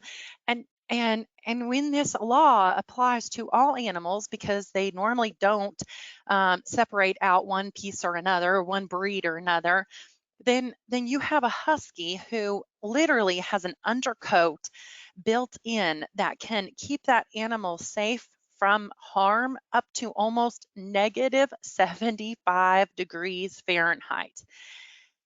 And at 32 degrees, or whatever the specified amount is that someone decided those animals need to be brought in, you're going to take that animal with this huge undercoat that's meant to be outside in 32 degrees and quite frankly loves it, and you're going to bring them inside and you're going to overheat these animals. You're actually going to do harm to these animals because that is not what that coat is meant to do. That coat is meant to withstand those colder temperatures. That animal enjoys those colder temperatures because they have the ability to protect themselves with the coat that they've been given, right? And so if you're a husky owner and you've done your research and you understand dogs, then you know that these shelter laws don't really apply to every breed, right? They don't really apply to every animal because you know the animal that you raise and you feel like you should be trusted to know what's best for your animal. Well, the same can be said for agriculture. When we think about agriculture laws, there's been some, especially on the West Coast, talked about in regards to cages for poultry, for instance, just one of many. And when you take a hen that lays eggs and you put her into a cage, there's some people who really think that that is not right. They think, wait a minute, I wouldn't want to be in a cage all my life. I would want to be able to frolic and play. And so they think that these hens are happier out frolic and playing in a more open space, cage-free environment. Well, studies out of Purdue have shown that, and this is peer-reviewed science journal articles, have shown what farmers who have raised caged and uncaged animals both alike have always known, and that is that these animals actually, when they are taken out of a cage and they're put in these free range environments, they have a higher rate of mortality, so more of them die, and they have a lower production rate. So when we take them from a cage and or if we just simply grow them and never have them in a cage and we put them in a cage-free environment, they die more often or at a higher rate, and they lay less eggs. Well, I can tell you as an animal scientist that when I am raising a dairy cow, and when that cow is at her most comfortable state, she will produce the highest level of milk. I can tell you that when I put a steer in a feedlot and I feed that animal, when he is most comfortable, he will gain the most weight and be the most efficient in gaining that weight. He'll eat the less feed and gain the most weight. And so to me, as I look at the poultry data, I guess I see that maybe what makes us feel good isn't exactly the behavior of the chicken and making it feel good. You see, a chicken is actually a prey animal. A chicken, when you put them out into an open space, becomes extremely stressed, and they get nervous because they're a prey animal and they're afraid someone's going to come and get them. And when chickens get stressed, they start to revert back to their natural habits, and one of those is cannibalism. And so we start to see a higher mortality rate because those hens are mean as snakes, and they peck at each other and ultimately will kill each other. And so we have a higher loss of chickens, and then they're laying fewer eggs because they're stressed. But when we look at this and we think about how much space and freeness and how good it makes us feel, we have to realize that maybe that's not always what's best for the animal, just like the husky, right? It wasn't always best for that husky to come inside into the 70, 75 degree house versus being outside in the 30-degree weather or 20-degree weather for that matter, or 10-degree weather in which it actually might thrive. And so please, always check out that other side. Trust that when we raise animals, we're dealing with pretty small profit margins, and everything that makes animals comfortable makes us more profit because they will do what we need them to do, whether it be provide more milk or lay more eggs or gain faster in a feedlot so that it costs less to be able to get them to a harvest weight. So as you think about things and as they apply to agriculture, I hope you will realize that at the end of the day, none of us are hoping to be a millionaire. None of us are hoping to get rich, and we certainly aren't getting there fast.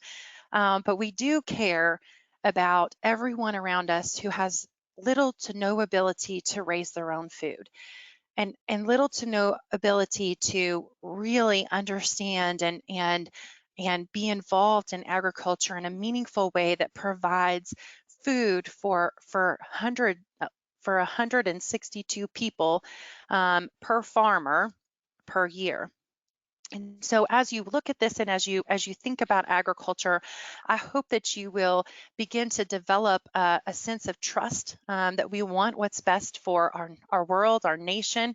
We want what's best for food security, and we certainly want what's best for the land that we grow our crops on, the animals that provide us with that living, so that we're able to pass things on to that next generation and make food secure, not only for our children, but for yours as well. So with that, I will open it up to questions, and hopefully Pam can get back on, and we certainly would be willing to answer any questions you might have. Thank you, Paige. I want to, as Paige said, I'd like to open it up to questions on this topic or any ag-related topic our viewers and listeners might have. Again, I'd like to remind folks they can type questions into the GoToWebinar chat function that is on your screen. You can also email questions to David Bowes, our communications director.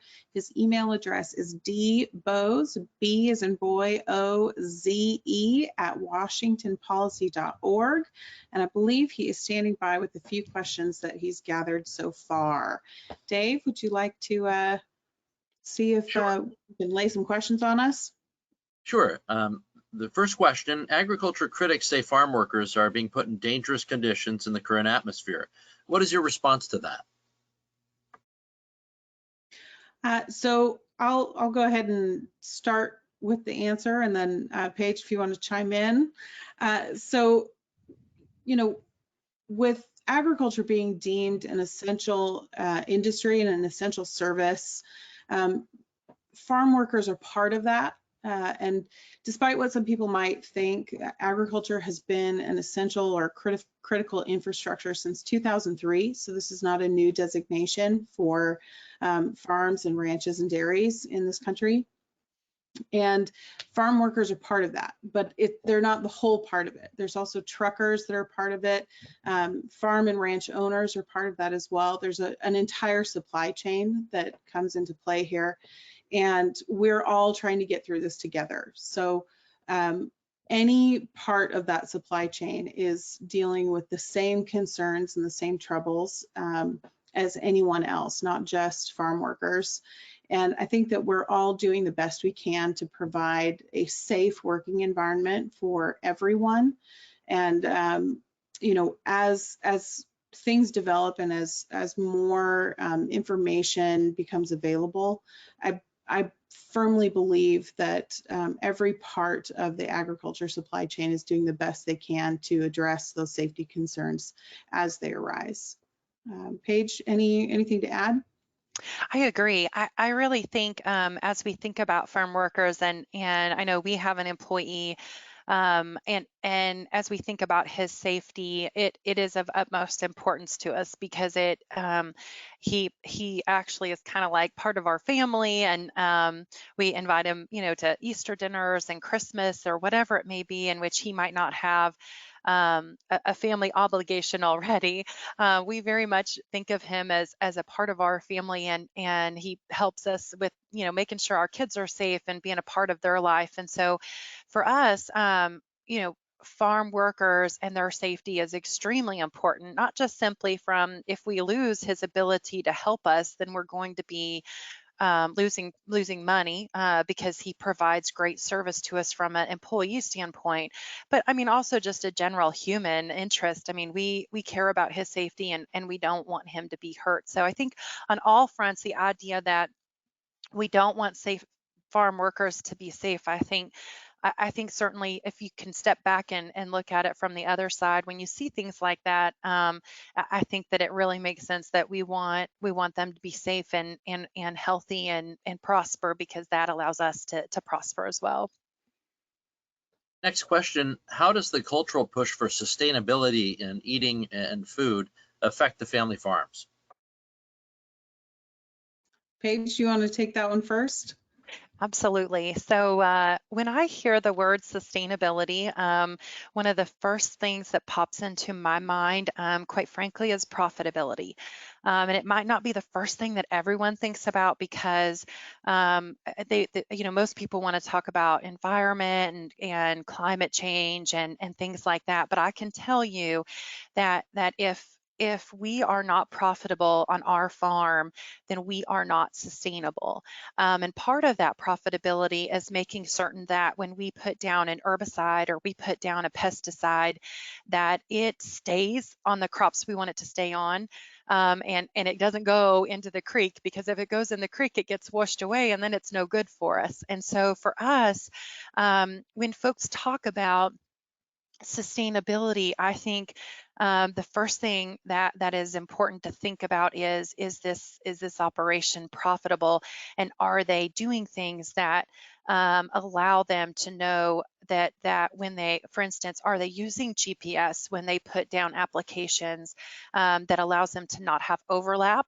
It allows them to put variable rates of fertilizer or of herbicide down based upon what GPS is what different technologies, infrared technologies, et cetera, are telling them needs more fertilizer or needs a different formulation. And so I think it's really unique when people talk about this idea, this shift to sustainability. I just have to tell you, I think we're worlds ahead of you, quite frankly. I think we do a really good job at being sustainable because it means the world to us to be able to continue our legacy. And if we're not profitable, we won't be able to pass it on, let alone go to the next year.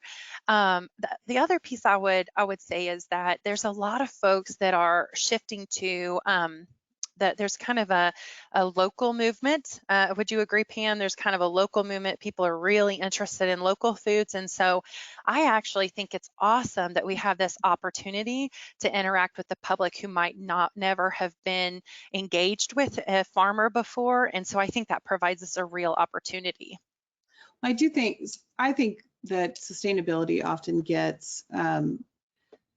gets shifted to being a discussion about an environmental concern.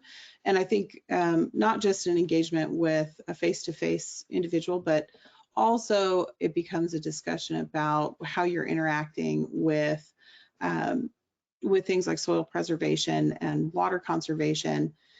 And how you're taking care of your farm. And I think that issue is different. I think farmers think of sustainability as being a profitability question rather than a question about what the general public thinks, which is that sustainability should mean that you are being good stewards of the land. And so I think some of it is a nomenclature problem, perhaps.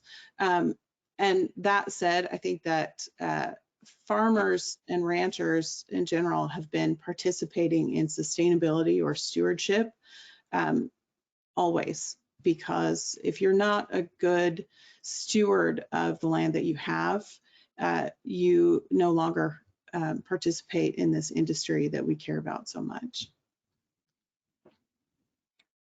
Okay, we have a lot of questions, but very limited amount of time left, so maybe we'll get one more in here. Regenerative agriculture holds great promise to improve profitability by reducing inputs and pull carbon out of the atmosphere. Do you see this as an area where urban and rural may be able to find common ground? I do. I think regenerative agriculture is a great, has the potential to be a great bridge for urban and rural agriculture. Whatever your stance might be, there's certainly opportunities there for a more open discussion about how we approach, again, that stewardship and what we choose to put back into the soil and how we choose to take care of the land around us and and what we choose to do in terms of its best use. What do you think, Paige? I would agree. I think it really, really gives an opportunity to be able to improve topsoil and then allow a farmer to be able to better utilize that land and be able to make it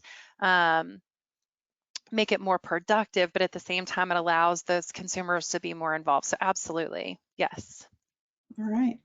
Well, I think that about wraps up our time for today. I would like to thank Dr. Paige Pratt for all of your work and for being here with us today. I really appreciate it. And I'd also like to thank everyone in the audience, whether you're viewing or listening, especially those of you outside of the agricultural community, for participating and listening to us this morning. It's really important to those of us in the agricultural trenches that value you all and that face the modern challenges in farming to be understood across this state. Only with that understanding will better policy be possible. So thank you. Right now, for the final message of WPC's first ever Virtual Solution Summit, I'd like to turn the event back over to WPC President Dan Mead-Smith. All right, thank you, Pam. Thank you, Pam and Paige. That was great. Nice way to wrap up the day. You guys did a great job. Very interesting conversation on the food chain and ag policy, and great to include that in our Solution Summit. Before I make the announcement for our annual dinner speakers, both in Spokane and Bellevue, I want to introduce our board chairman, Mark Pinkowski. Mark became our chair in January. He's been a longtime board member, and it's great to have him at the helm of our organization. Thanks again to all the guest speakers, WPC staff for putting these presentations and this event together. Thank you to our sponsors, which made this event happen in our most challenging year to date. And again, I'll be back to announce our annual dinner speaker, but I want you to hear from our board chairman, Mark Pinkowski. Mark. Dan, thank you very much. On behalf of our board of directors, our policy center leadership, our center directors, and our entire staff, thank you for joining us for our two-day virtual Solutions Summit. Every morning during this quarantine, I've managed to get out for a walk along the water in West Seattle. And there's a plaque by our Statue of Liberty on Elki Beach, placed there when the statue was restored about 10 years ago, and it reads, "Strengthening the Arm of Liberty." And I can't help but equate that to what we've been doing together over the past 2 days, strengthening and sharing the case for liberty and free market solutions. To our WPC members that joined us, your support especially during these challenging times, is really appreciated. And if you're new to WPC, maybe this is your first event, I encourage you to join as a member for as little as $50. You'll receive our research publications, including our quarterly magazine Viewpoint, email updates, and invitations to Policy Center events like the Solutions Summit at favorable member rates. For existing members, if you make a special contribution of $50 or more today, and new members joining at $50 or more, you'll receive a copy of our Center Director for Healthcare Policy, Dr. Roger Stark's fascinating new book, Healthcare Policy Simplified, Understanding a Complex Issue. Dan's showing it on his screen there. Dr.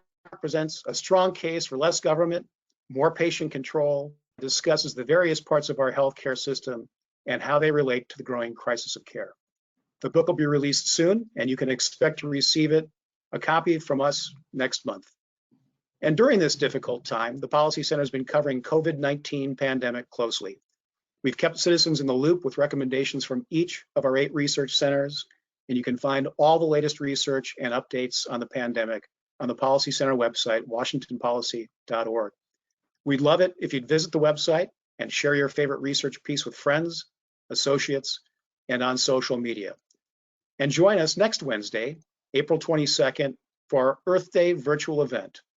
Thank you, stay safe, and we'll all work together to preserve our free markets. And Dan, back to you.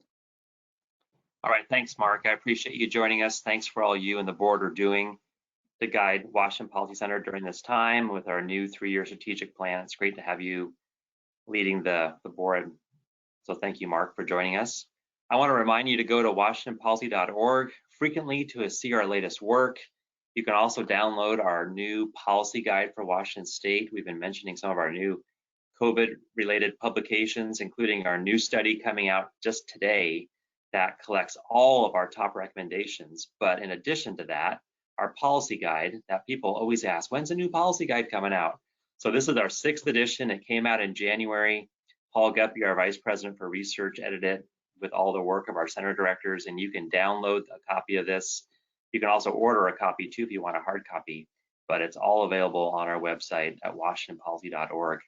Mark mentioned the Earth Day event coming up next Wednesday, April 22nd. Make sure you register for that. It's a Young Professional sponsored event, but all ages are welcome, and we hope you can join us at 7 o'clock on the 22nd. And given all the changing dynamics during this time, we've added another event to our virtual event series, and it's tomorrow, Thursday at 2:30. Going to be of interest to a lot of folks on the call, especially those who were interested in our small business panel yesterday. We are hosting a special event update on restarting the Washington State economy and planning efforts with the governor's office.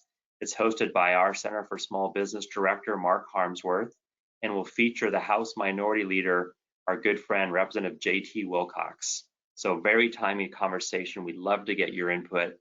We just added it to our calendar. It's tomorrow, Thursday at 2:30 p.m. More information's on our website, and I think it's also going through the chat screen right now, so you can register for that event on Thursday.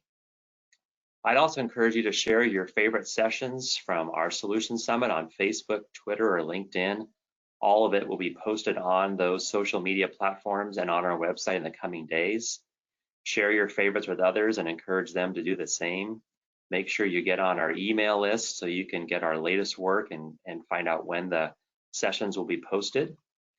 And then coming up this September and October, Washington Policy Center will be holding our annual dinner events in Bellevue and Spokane. I know a lot of you have been to those events. They're some of the largest in the country. We'll have over 1,500 people in Bellevue and over 1,000 in Spokane, making it just one of our biggest events, again, in the country when it comes to a gala policy event. We feature Charles Krauthammer, Nikki Haley, Joe Lieberman, Arthur Brooks, General James Mattis, Steve Forbes, Scott Walker, and many others. Our dinners are sought after by newsmakers and help us raise the needed funds we need to fight for free market alternatives in public policy for the rest of the year. As attendees to our Solution Summit, you are the first to hear the confirmed speakers for our annual dinner event in Bellevue and in Spokane. In Bellevue, joining us this year on September 25th, it's a Friday night, September 25th, will be former Congressman, author, and federal prosecutor Trey Gowdy of South Carolina. We're thrilled to have Trey at our event. We've had him on our list for a couple of years, and we just confirmed him again for September 25th in Bellevue, Trey Gowdy, former Congressman Gowdy. And then in Spokane, we are excited to announce Candace Owens. Candace is a rising star, conservative author and activist. She wowed the crowd and had multiple standing ovations at our Bellevue dinner last year. She will be keynoting our Spokane dinner. And literally just breaking news, a few minutes ago, I mentioned earlier in the program that Governor Rick Perry was supposed to be our keynote speaker today when we were doing this event live in Bellevue. Well, he just confirmed that he is able to move his presentation that he was going to give today to Spokane. So he'll be also keynoting our annual dinner in Spokane on October 16th. So October 16th, we'll hear from Governor Rick Perry and Candace Owens.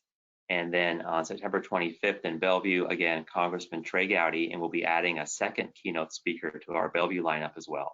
So these dinners are sure to sell out. They always sell out early. Get your tickets early this year. You can actually register and buy tickets today at washingtonpolicy.org. So you now know the initial news for our dinner speakers. Stay tuned for one more speaker for Bellevue. And we have a fantastic lineup set for Spokane with Governor Rick Perry and Candace Owens. Thanks again to TBW for covering this event live. To all of our sponsors, our great staff at Washington Policy Center for putting this all together. Thank you for joining us. It's been a very successful 2 days. Have a great rest of your day. We hope to see you at our other virtual events, and we hope to see you in person soon. Thank you very much.